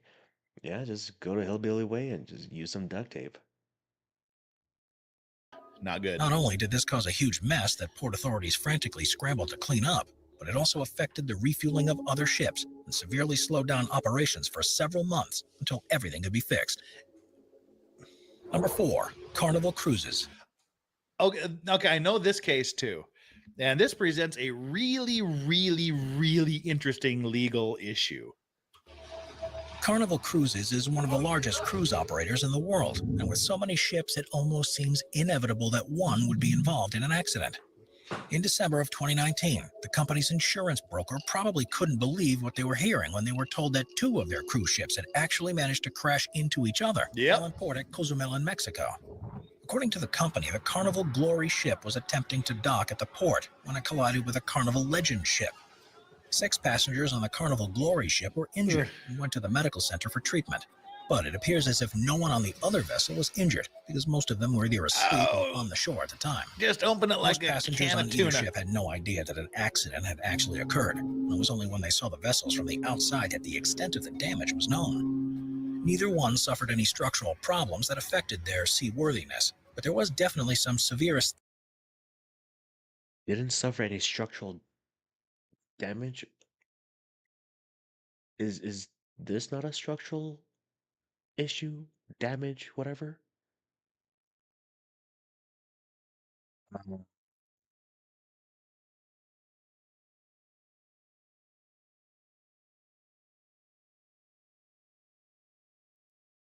Sorry, I just had to sneeze right there. David, both my mom and dad's side have bad hearts, so I don't know if I have healthier heart, but I'll do my best.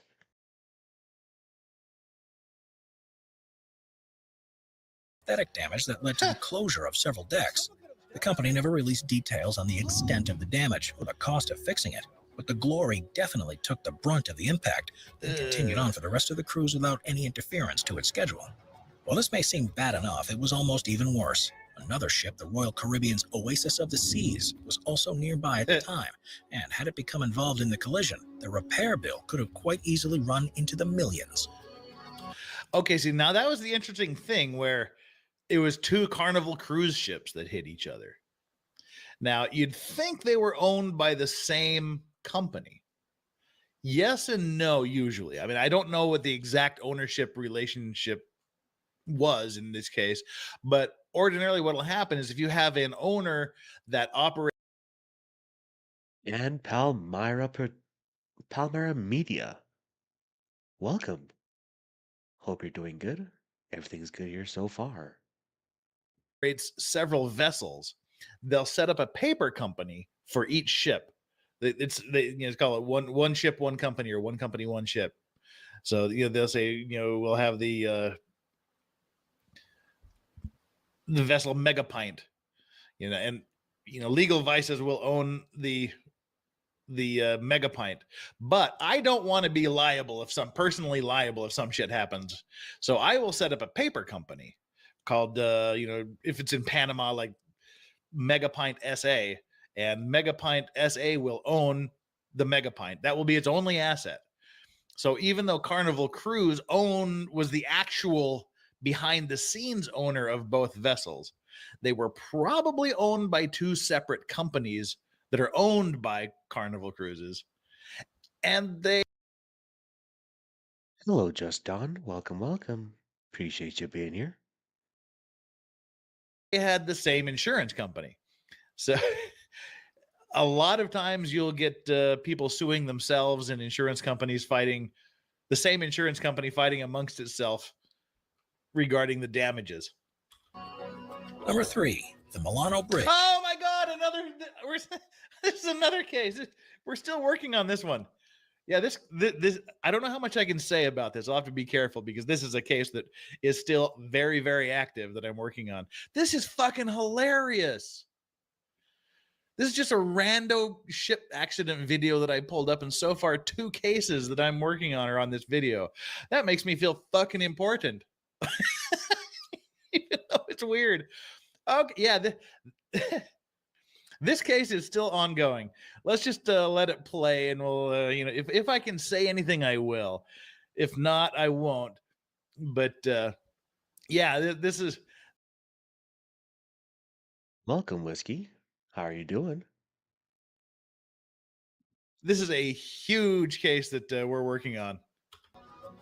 In April of 2020, the Milano Bridge, a 13,000-ton cargo vessel, was entering Busan in South Korea when it seemingly lost control.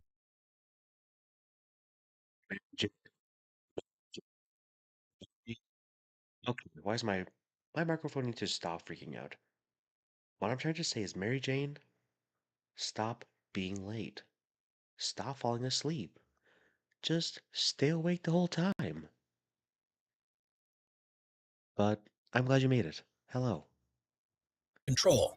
It had lined up alongside the dock, but kept swinging in towards the shore before crashing into one of the support cranes. The gantry crane was completely destroyed, according to port officials, and as a result, Well, I don't know. You can look at it. That crane is not in good condition. Full investigation was launched. The ship, which wasn't carrying any containers at the time, had been approaching the port at too high speed and failed to slow down in time. According to the harbor master, it was traveling at 8 knots rather than the recommended 6 knots for approach, and it was also contending with a strong Hello, Peachy Peaches. Welcome. side wind. It was also too light to maneuver, as could be seen by the way the propeller was exposed above the water surface, and this means that the ship wasn't carrying anywhere near enough ballast for a vessel of its size.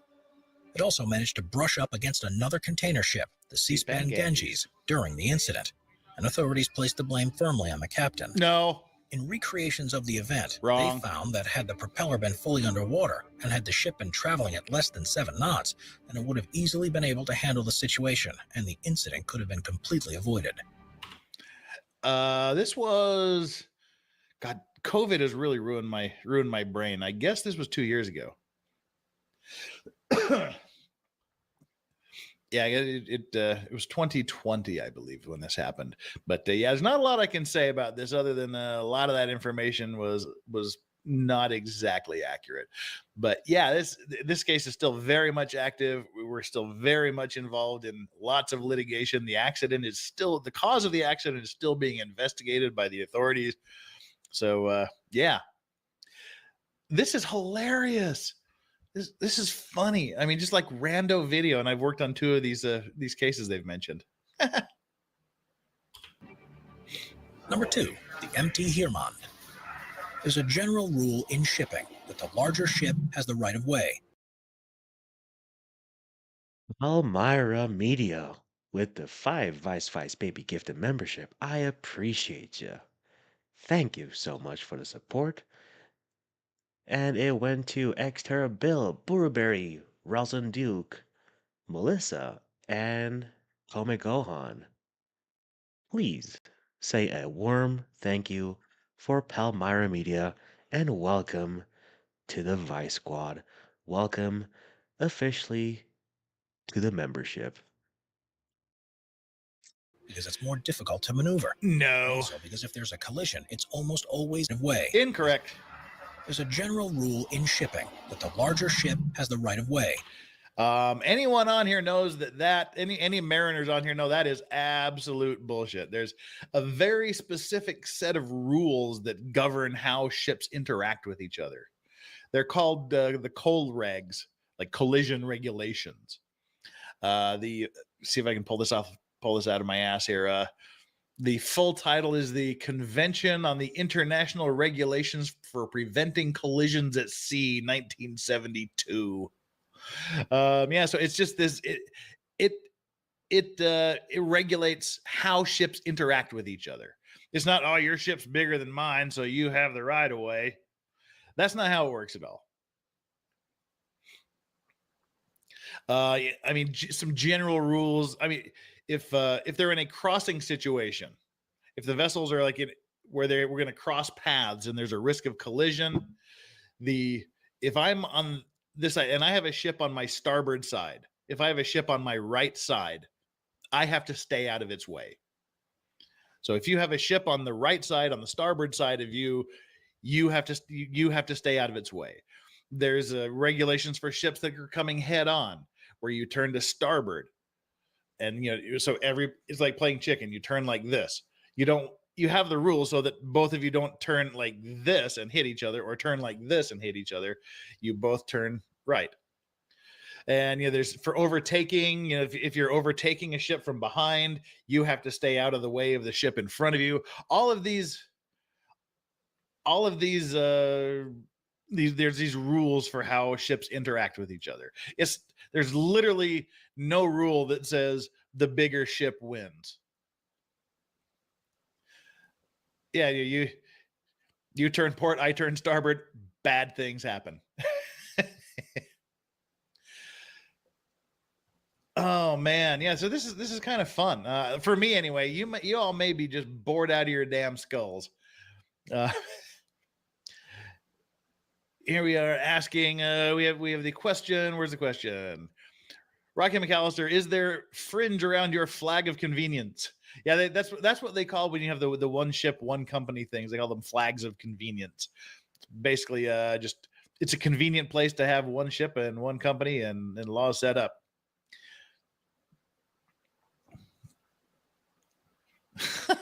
Engineer says tonnage envy. Yeah, I mean that would totally not work. How do you decide what ship is bigger, especially if you're the same kind of ship, for fuck's sake? That's a dumb thing to say. That's kind of the first thing that this narrator has said that I found really stupid and completely ridiculous.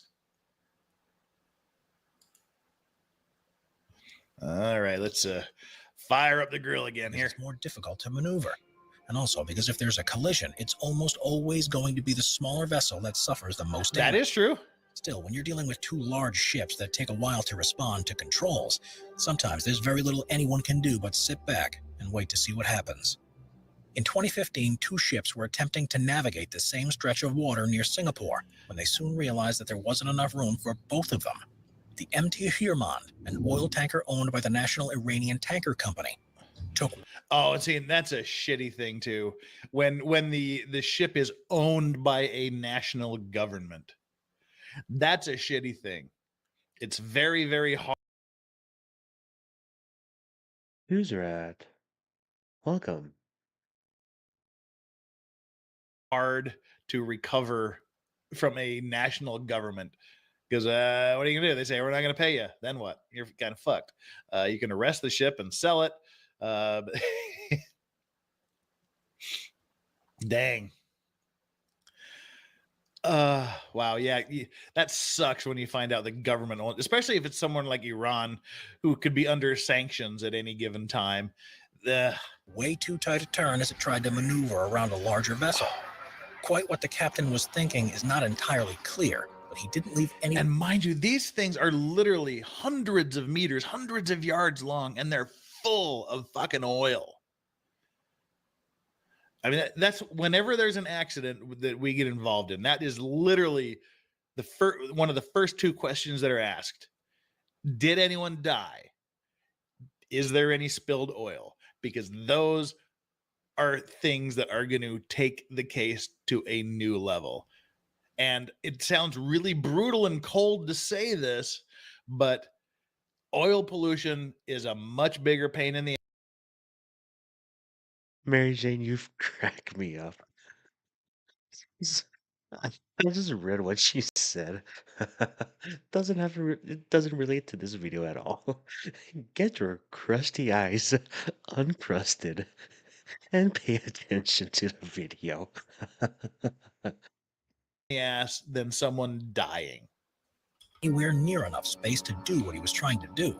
Unsurprisingly, his ship crashes into the stationary one. It was simply a case of good fortune that neither of them suffered any serious damage. The Heermond was simply able to back off and reconsider its position before deciding that it was probably best to wait for its turn to enter the port like every other ship in the area was doing. Yeah, Jingleberry. Welcome. Glad you're here. Number 1, Singapore Harbor. Yeah.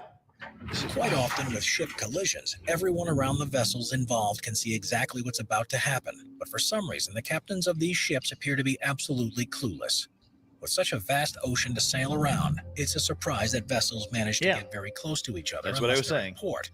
But even when they're moored out at sea, they need to keep watch out just in case a reckless captain is trying to take a shortcut straight through them. This footage shows one of the most reckless collisions ever caught on camera.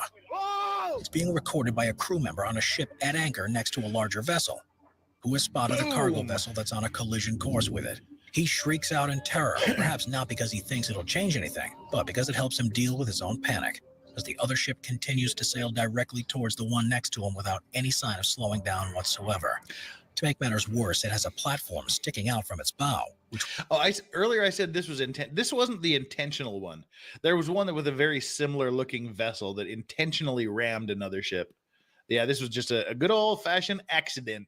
Would surely cause far more damage during the collision than would happen otherwise. Amazingly, though, the gangplank actually scrapes over the top of the larger ship, and it almost seems as if they've got away with it. That's until the main bow of the ship makes contact, punches a hole into the other. Oh, those noises. By this time, the ship has lost all of its momentum and is stationary in the water, but the damage has already been done. Away from this incident, and it took salvage teams and shipbuilders a number of weeks before they could be pried apart and repaired. Watch our Waves playlist for more top 15 videos about mess. Okay, that was interesting for me anyway. Dang. Did we get this here? Yeah, we got that. Okay. Yeah, that's I mean, that's interesting for me. I don't know if like nice, Jason. Just the tip. Yeah. Great. Miss Vicky May asks, they have brakes. Can they slow down? Oh, we got another answer from Grant W here. No, Vicky May, no brakes on ships. There's a stern propulsion to slow you down, but that takes a while. Yeah, if you're in port, you're kind of going slow anyway. But yeah, the only way to stop is dropping your anchor and hoping it slows you down, and then putting the engines in astern or in reverse, basically going reverse engines. But you still have all of this momentum, and you have to slow down and wait till you get, and then start to go astern. So, you know, it's it can take a long time, and you can cover a lot of water before you actually start going backwards again. Grimm's Bar, congrats on monetization. Oh, thanks. I appreciate it, and I appreciate the donation. As always, things are greatly, greatly appreciated. likes and subscriptions are awesome too. Hopefully we're getting a few of those. If you haven't subscribed, I beg you to please subscribe. I'm a nice guy. I'm just kind of doing my thing here. Wow. Sarah Brain, Cerbrain says, great stream so far. Vice says, oh, thank you so much. Like I said, this is what I do. So I can talk more about this in detail than those pesky rules of evidence and shit, which I mean you know the basics, but yeah, this is kind of what I do.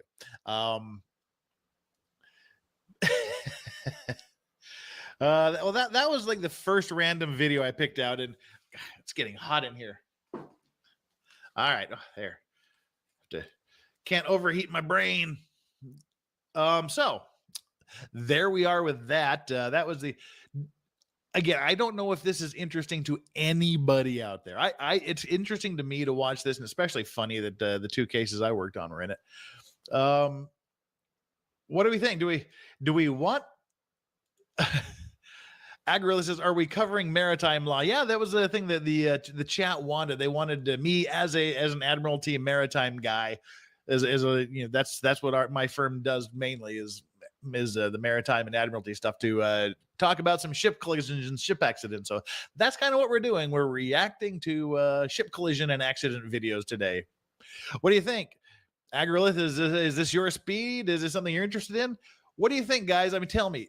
We can stop this nonsense right now, or we can do another one. I have no idea if this is interesting to anyone out there. So your comments on this are going to be important for me in deciding how we go forward with these. Obviously, as you guys know, this has continued, and there's now what, like 80 videos or something like that. I remember he used to have Christmas stockings on that green wall, the bulldog's face on them. Those were cute. I did like them. Jeff is an egghead for Easter. And Clara, hello. Late to this, we'll start from beginning. I so very much love Maritime Mondays, and Jeff, thanks for this. I so need it. Well, I'm glad you're here. I appreciate you. In the future. So Wheat Toast, hello. I miss Jeff so much. Makes my heart hurt that he's gone. Much love and hugs to you. I will be on here looking at things to see what we're looking at. Okay, it looks like also asked about legal mindset. Yeah, he's on his. I think he might actually be on a plane as we speak. But yeah, he'll be back here in Korea. Okay, we got fun stuff. More enjoying it. More. Mopo Vienna, and there was the birth of Maritime Monday. What a awesome moment. An awesome moment indeed. And you guys have made it happen. So, pat yourself on the back, congratulate your guys' selves, because you guys made history. You helped history be made, and you made blah, blah, blah, blah. You made something special happen. So, good job, you guys. You're stirring up some fun chatting. Okay, well, I'm glad I'm stirring up some fun chatting. John, long last name, says trying to stop a 21,000 container. Yeah, trying to stop 21. A TEU is a 20-foot container. So trying to stop a 21,000 TEU. There are no brakes on the planet that stops that much weight. That is correct. Claire Wilson, thank you so much for the sticker. That is deeply, deeply appreciated. You're awesome and you rock. Grimm's Bar, maritime law. How about them sovereign citizens arguments? Oh, fuck me. Yeah. I want to do some sovereign citizen things just because I think they're fucking hilarious. And I'm still trying to figure out why on earth they think maritime law has any fucking thing to do with them. I literally don't understand. But I'm trying to get a public defender on here who does a decent amount of sovereign citizen defense. Andrea Burkhardt is her name. If you haven't, she's got a great channel if you haven't seen her. But because they're crazy. Okay, that about sums it up. Because they're crazy. Does our firm work with companies that abandon ships? Yeah, I mean we've dealt with abandoned ships a few times. Not a lot of people don't abandon their ships because they're worth so damn much money, even for scrap metal. But yeah, there's some times when someone was all right. Flux, how are you doing, sis? Welcome. Hope you had a good Easter. Fuck it, I'm walking away from this. Do it. I would listen to the maritime stories while building a model of the Titanic. I couldn't touch it for a long time, just finished it this weekend. Awesome. I'm building the Endurance Lego, so hey, we're building boats. Look at us. What you want with the ship. Am I being detained? Those words send shivers down the spines of lawyers everywhere. So,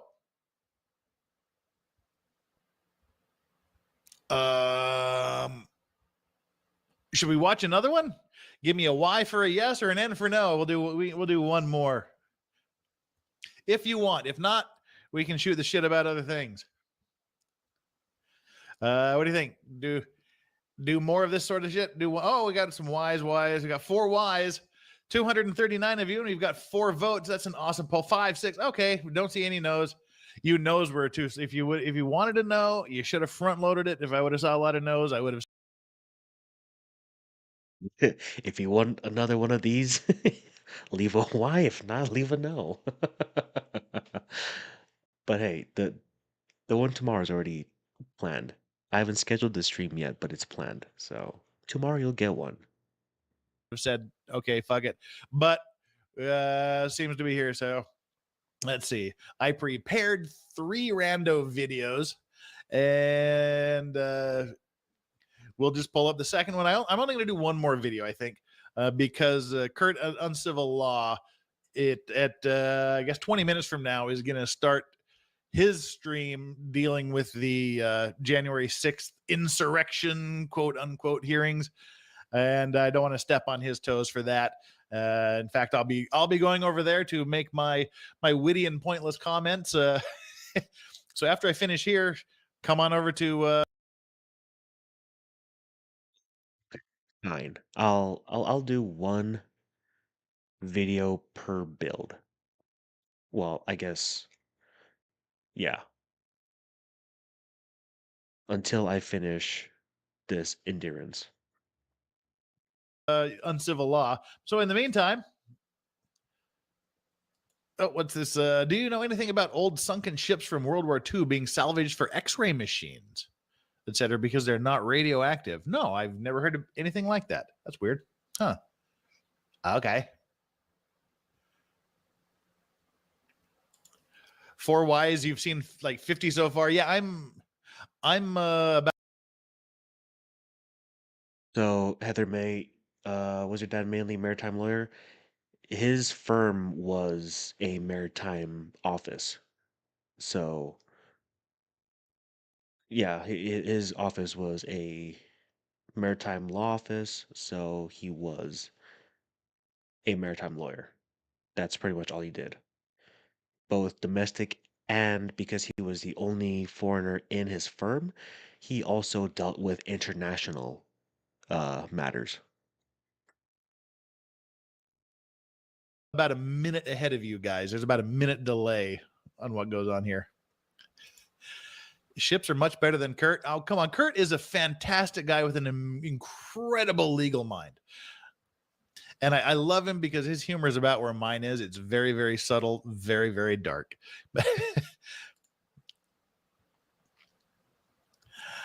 Alrighty then. Well, let's pull up rando video feed here.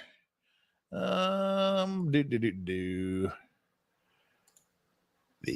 next video, 5 ship collisions and crashes. Well, this could be very short. So if it is short, we'll just plow on into the next one.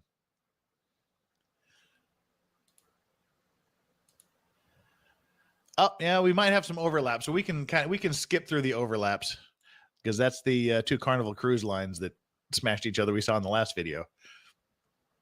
Well, let's see. This one's 13 minutes. What was the other one I had? All right, let's switch these around. I'm going to pull up another video that's only 10 minutes long, and we'll save the other one for later. Let me see here. So we will drop out of this one, and we will bring up the 5 shipping accidents. Where are we? 5 ship collisions and crashes.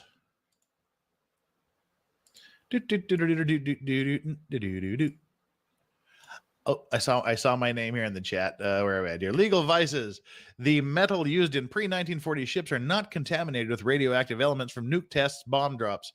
So are used in machines that are sensitive to those elements. Oh, that's kind of fascinating, but they'd kind of, if they'd been underwater for like 60, 70 years, they'd be rusted to shit, I would imagine. But that's pretty cool though. Cool. Alrighty, well, let's kick this off and see where we're going. Bring up this full screen, and I can't see my own monitor because of this. So there we go. Hey, I'm covered. All right, here we go. Starting video the now. Carnival Glory crashing into the Carnival Legend at a port in Mexico. Well, maybe they'll have something to different the to shocking say. moment when two ships traveling in opposite directions somehow there are end rules up for this colliding shit. head on. Here are 5 incredible ship crashes and collisions caught on camera. Number 5. Just off the eastern coast of Mexico in the Caribbean Sea lies the island of Cozumel. It is Mexico's largest Caribbean island, and given its location, is a place that is rather tropical. This has made Cozumel quite the tourist destination, and along with that, a common stop for large cruise ships. The cause of the collision was due to strong wind gusts and currents, which pushed the ship while it was attempting to dock. My beavers, tis but a scratch. The Welland Canal is a navigation channel located in Ontario, Canada. Very, very true, Angela. He did have a secret international YouTube channel. And Laura, how are you doing? Welcome. Remember talking to Jeff that I live near the site of the USA worst naval disaster site off California coast? He got me interested in this stuff. Oh, that's awesome. Connecting Lake Ontario to Lake Erie. At 27 miles long, the canal cuts through the Niagara Peninsula from St. Catharines to Port Colborne, allowing ships to avoid Niagara Falls during their journey. Throughout the canal are some areas which are a bit narrower than others. Okay, now this, again, I was mentioning that there are specific rules that govern how ships interact with each other. I mean, there's specific rules for ships that are in like narrow sea lanes, like in narrow channels like this. There's specific rules for dealing with everything, but people just seem to like not follow them a lot. So let's see what happened here. Let's see what happened here. Why can't I bring this up again? Normally, this isn't a problem, but for the ships in this video, it ended up resulting in a pretty incredible collision. Back on July 11th of 2020, a ship named the Florence Spirit was on its way towards Lake. Now, again, as I said, there's rules. Rules are for suckers, says Jason Gilman. Yeah. In a narrow channel, what happens is the ships are supposed to be on the far starboard side. So they're supposed to be as far as possible to the right side of the banks. In other words, they're not supposed to be right in the fucking middle like these two are. I don't know how deep the water is there, but I'm presuming that there's a little more room to maneuver. Yeah, that's this isn't supposed to happen. They should be farther to their own respective Lake right sides. Ontario when it encountered another ship, the Atlantis, traveling in the opposite direction. As they got closer, a man walking in the area began to film the two vessels. Little did he know, he would end up capturing the exact moment they collided. The collision left the Florence Spirit with damage to the starboard side and with bow damage to the Atlantis. According to a statement from the St. Lawrence Seaway Management Corporation, the crash occurred near Port Robinson shortly before 4 p.m. on a day when sailing conditions appeared to be normal. In the days after the event, investigators announced they were treating this as a Class 3 investigation and that it would take up to 4. Quick question for everybody. Apparently Amber Heard is giving an interview right now. Do we care? Do we stay here or do we go A? S for ship, A for Amber. S for ship, A for Amber. Let me know. Do we care about Amber Heard anymore? Oh, it looks like, oh God, we're split right down the middle.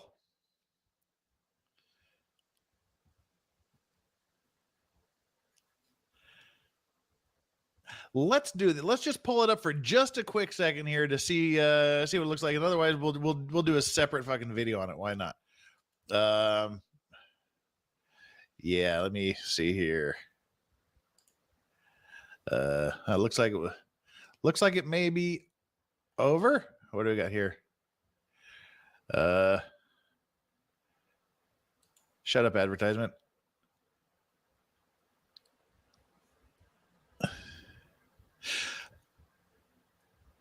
Okay, it's gonna be on. It's on the. Yeah, this is gonna. I think we need to do just a separate video about this, a review. I mean, it's not going anywhere, and as we've already missed the beginning part, so rather than break it up, let's just plow through with this, and we'll see what's going on. 450 days. As of this video, it seems we still don't have a clear answer, but thankfully, nobody on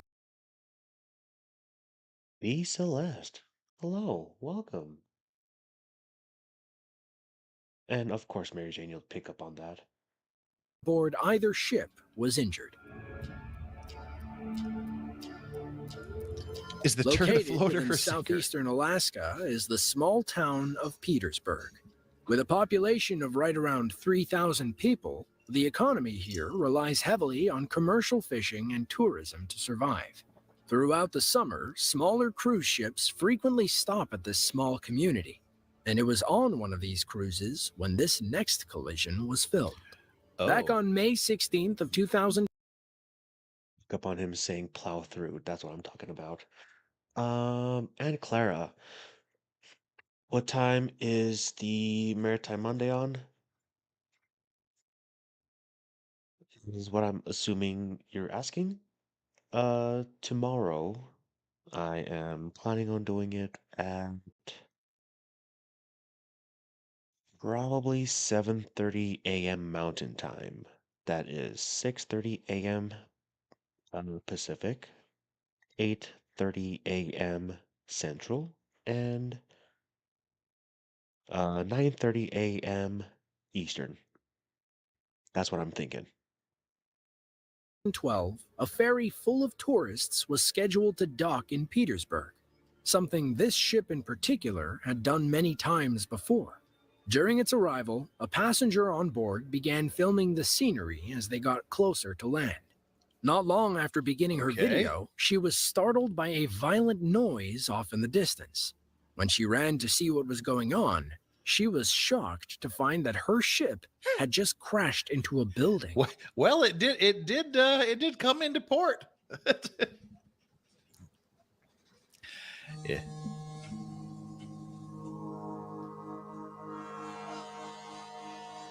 Yeah, if you're right next to the piers, if you're on a cruise or on a ship somewhere and you're right next to the dock and you start hearing the ship's whistles, the ship horns like that, that just kind of means grab onto something real tight because something ugly is about to happen.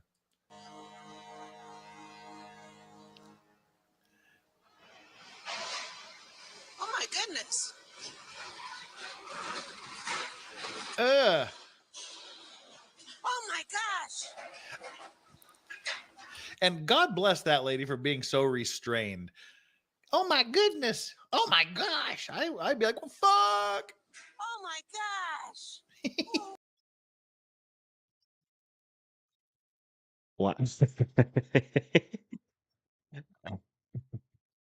Oh my goodness. Oh my gosh. Yeah, I would not have that same reaction. Oh my gosh. Oh, Okay. no way. Way. Oh my gosh, the ferry just crashed into Ocean Beauty. Ocean used to be beauty.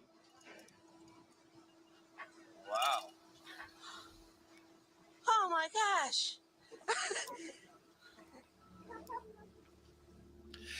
An investigation into this crash revealed it to be primarily the fault of a maneuvering error by the captain. You think? What happened was, as the ship was traveling into the Wrangell Narrows, the captain attempted to maneuver the vessel into a countercurrent to help slow its approach. Unfortunately, due to both the current and the engine, the ship was unable to complete its turn, and the captain did not recognize the error until it was too late. Thankfully, the crew was able to slow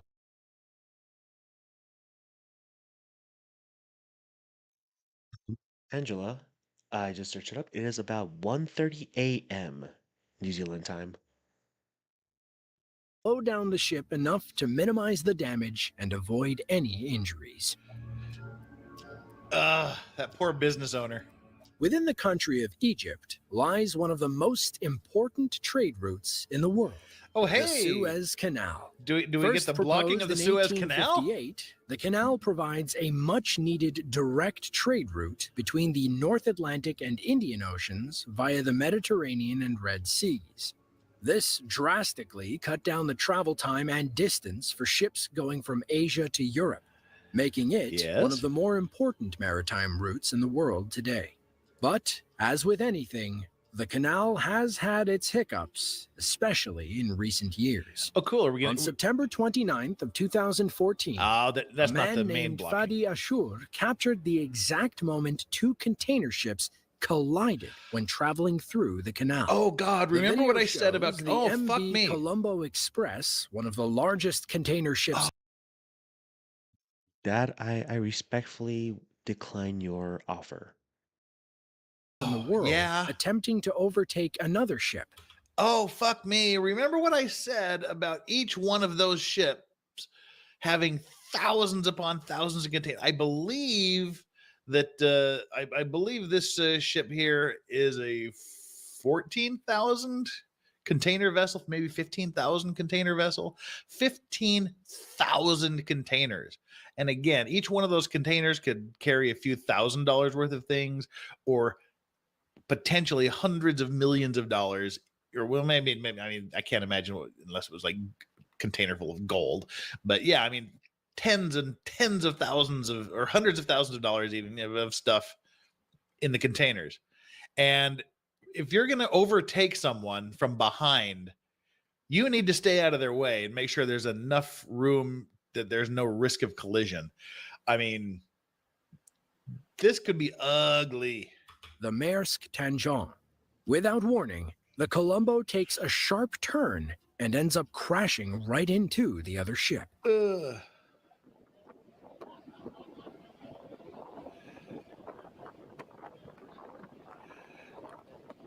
It's like you said, these are all like in slow motion. Oh.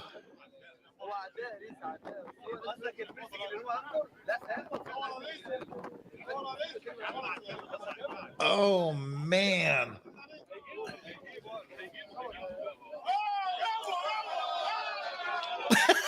Everybody's cheering the accident. Oh, don't go over. Those are so stacked so high, the ship could easily tilt it. Wow, they were cheering on the accident, you sick fucks.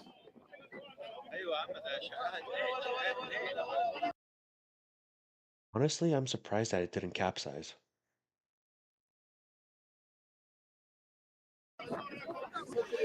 Yeah, this is ship rage. Immediately after the collision, both ships were sent to the canal lakes to allow a proper investigation to commence. Early reports state that both ships experienced damage, and one even lost 3 containers. Oh, that's not bad. But there were thankfully no injuries reported. We are sinking. We are sinking. What are you thinking about? Sir Frank Otter, thank you for tuning in. I hope you have a beautiful night. In the years since this video was published, a reason for the crash has yet to be revealed to the public. Clearly, something must have gone terribly wrong, with many experts speculating some type of mechanical failure. But the truth is, we still don't really know what happened that day. Nope. The port of Venice is the 8th busiest commercial port in Italy, and one of the most important in the Mediterranean. Nowadays, traveling by ship to Venice has become a tourist's dream. But for the people in this video, that dream quickly turned into a nightmare. Dun, dun, dun. On June 2nd of 2019, a resident of Venice was filming the cruise ship MSC Opera as it arrived at Venice. We already Harbor. saw this one. Huh? As the ship got closer, it became evident that something was wrong, as it was not slowing down nearly fast enough. Seconds later, it crashed into a tourist boat and dock. Yeah, we get to hear the audio, then we'll cut it, because we've already seen this one.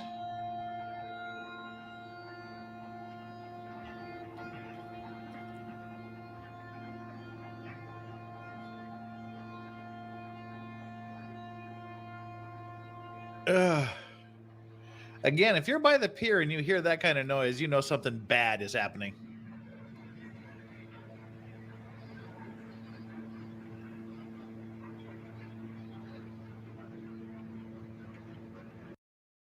That is absolutely fucking terrifying.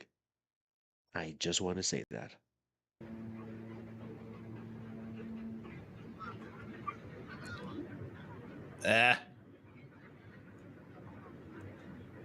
No good metal crunchy noises. Boo.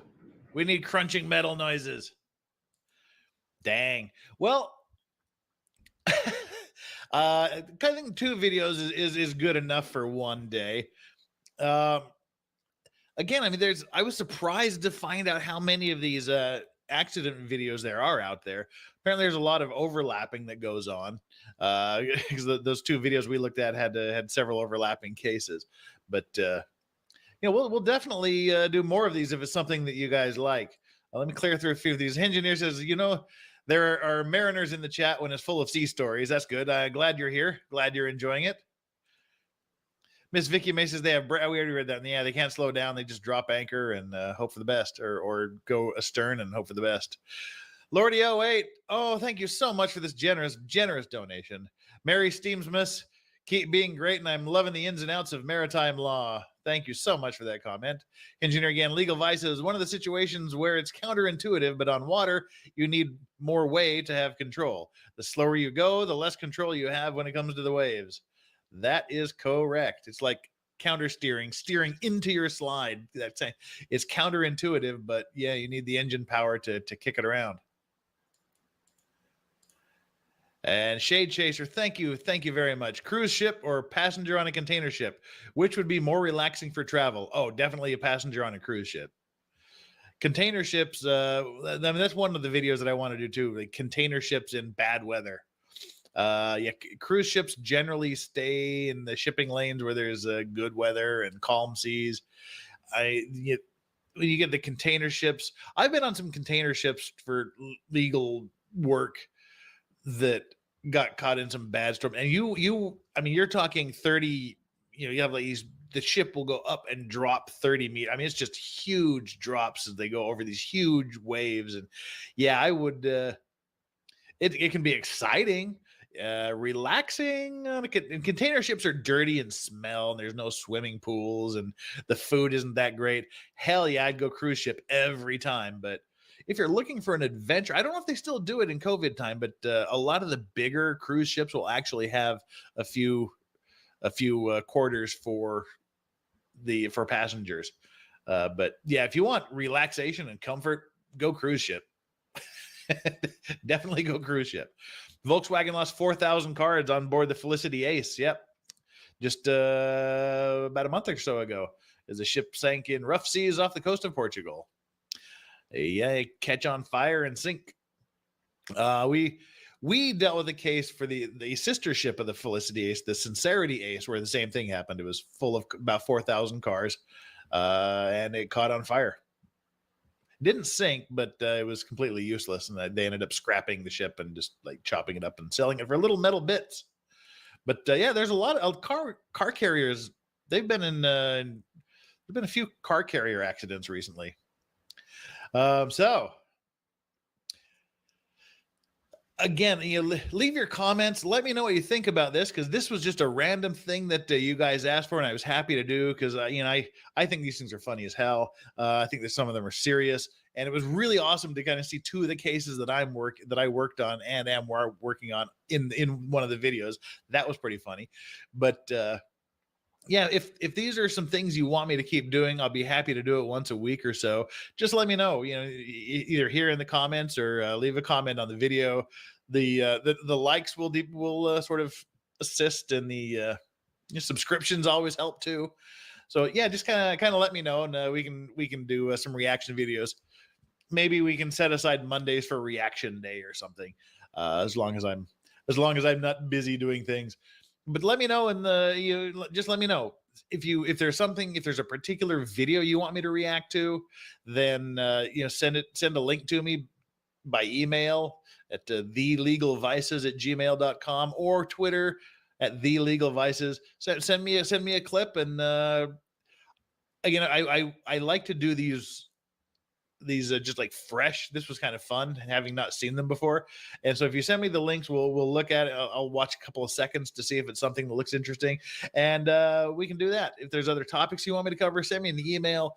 That's gonna be great. I'm happy to do things that people want me to look at. With that having been said, we'll have to see what happened with Amber on the Today Show. Maybe we'll get into that tomorrow night. I have an important dinner I've got to go to. Maybe when I get back, I can do a late stream, or we can do it on the following day. But hey, we got lots of things to go through. This is just like this is a new channel. This is a brand new channel now that Depp Heard is mostly out of the way. Apparently, we're going to be doing another one real quick.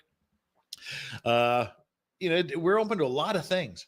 There's a lot more cases coming on. There's some more Manson news, Marilyn Manson things in the news. We're about 3 weeks away from the next Taylor Shabusiness video, because she's got another hearing coming up on July 5th.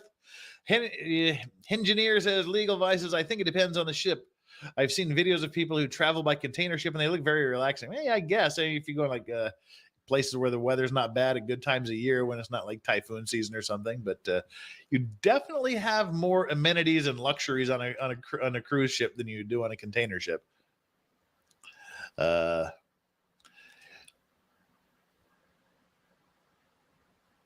there we go. Toolman CT says, hope to meet you when you're in Salt Lake. Yeah, I'm definitely going to be there. I'm leaving Korea on the 16th of July, and I'm coming back on the 31st of July. And this is just a weird fact that I was looking and considering today, that in the last 25 years, I've been on an airplane on 20 July 31st. It's kind of weird, but I'll be in the West. So I'll get to Utah, and I'm going to spend a few days in Vegas. I'm trying to get to the Hicksville Trailer Palace. Andrew over at Law of Self Defense beat me to the palace, the Trailer Palace. I wanted to get there first, but he's getting there first. So now I don't even know if I want to go, but it would still be fun. See if my sister wants to go camping or whatnot over there at the Trailer Palace. But I'll be in Vegas for a couple of days. I'll be hitting some of the cigar lounges there. I'll be in Salt Lake a couple of days. We'll hit a few places. I'll keep people posted if somebody wants to drop in and have meetup either in Vegas or Salt Lake. I'm cool with it. That's fun. Um, we got a couple of notices here. Doc McFuzzball, thank you again so much. I ran industrial engineering and compliance for an air cargo company in the early 2000s. Thought it was really complicated until I saw the other side of intermodal. Yeah. I mean, still air travel and air law is, I mean, that's governed by a lot of really interesting treaties and things. Hope to be able to meet you. Yeah, we saw that already. Thank you very much. But yeah, I told you we'll be there. We'll let you know. Well, it looks like I mean, nobody said that fucking sucks. Don't ever do another one of these shitty videos ever again. So I guess we'll do another one.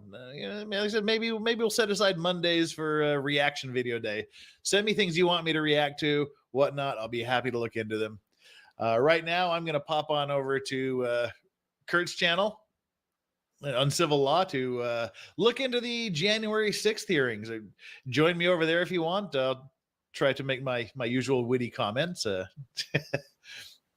But in the meantime, again, thank you all so much for your generous donations, your generous super chats, and the stickers and the likes.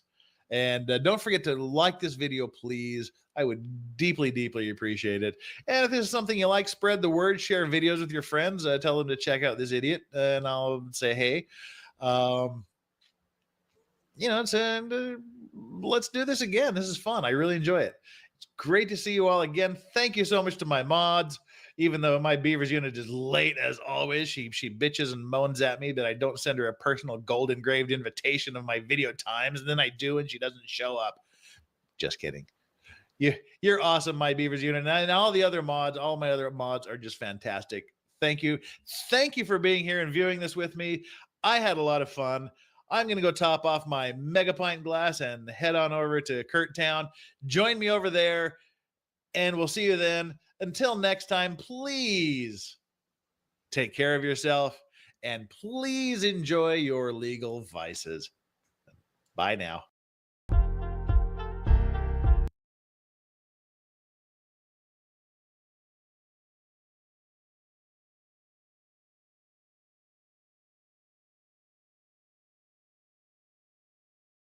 And that was the first ever Maritime Monday that was posted on his channel. Let me bring you guys down here so I don't look like I'm looking at nothing. Fire Nice, hello. He got me through so many night shifts, 3 a.m. my time, and he kept me awake and engaged. That's awesome. I forgot about the Trailer Park Palace. Going to Vegas in May. Wonder if it still exists. I don't know, but let us know. Out and about with Diane. How are you doing? Storybook Doll. How are ya? Yuki Connor, yeah, I'm okay. I'm good. Are you okay? Is everyone okay? I hope you guys are okay. Anyway, I haven't really touched the front of the ship today a whole lot. That was mostly yesterday. And today was this little mid part. Yeah, we're melancholy. Nice. But that was that. That was tonight's, you know what? I'm bored. Let's stream. Kind of stream. Let's see. Let's see who I can send you to. Does it look seaworthy? Not yet. Oh my gosh, it's almost built. Okay, so this had what? 680 steps. I'm on step 260. So I have 420 steps left. Good show. Thank you, Smopo Vienna, for popping by. It's always good to see ya. And for anyone for some reason don't know who Smopo is, he's an awesome pipe maker that have provided Dad with pretty much all of his pipe collection. And just I have one of them that he used for his Maritime Monday, and I have many more. Just Stacy. Hello. The boat is going great together. Oh yeah. Oh, been always lurking? Nice. Well, I appreciate it. And if there's any other lurkers in chat, I appreciate you for lurking. I almost hit stop streaming button. That was scary. I had to put my finger away from that button. Calabash was the calabash was cool. Yeah. Okay. I was going to see who I can send you to, and I got distracted. You guys are distracting me. How dare you guys? Ooh. Let's. It surprised me how high those shipping containers are stacked. Yeah, I mean, well, they have to get all this stuff uh to its destination, so if there's no available ships, then oh well, really. It must be hard and just wanted to let you know we care. Ah, thank you. And I care for all of you. And everyone that's saying thank you, you're welcome. And thank you for joining. Okay, you know what? Honestly, I was gonna send you to Baker, but I guess he ended his stream. Uh, who else is online? Oh, you're welcome. Well, I guess I'll send you to the good old goats. So if any of you guys are sleeping and you guys wake up to a rooster, you're at Valhalla stream, not mine, so it is his problem now. Okay. There's only Ghost Stream going? Yeah, pretty much. There is another stream going, but I don't know if you guys want to do a gaming stream raid. So I'll take you to the Ghost stream. So you guys can nice and gently go to sleep until the rooster crows. So, when I finish this, I will set up the stream for Maritime Monday. Maritime Monday, Monday Maritime Lego build. Yeah. So, ladies and gentlemen, thank you for tuning in for tonight's show. I hope everyone has a good night, morning, evening, wherever you are. Stay lovely, stay beautiful. I love you guys. I'll see you later. Have a good one.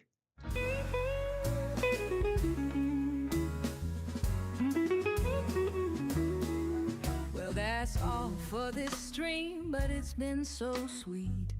Thanks for hanging with us. It's been a treat. We'll keep it warm, keep it real, take it slow. Catch you next time when the vibes are ready to flow.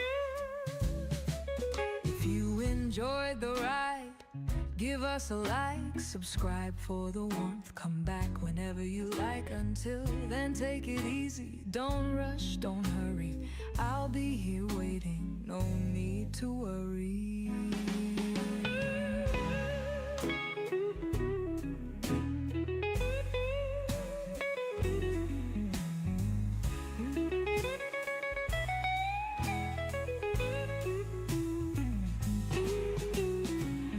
Vice, baby, always by your side. Stay cozy, stay calm, let the good times ride. Peace for now, but we'll meet again. Take care, my friend, until then.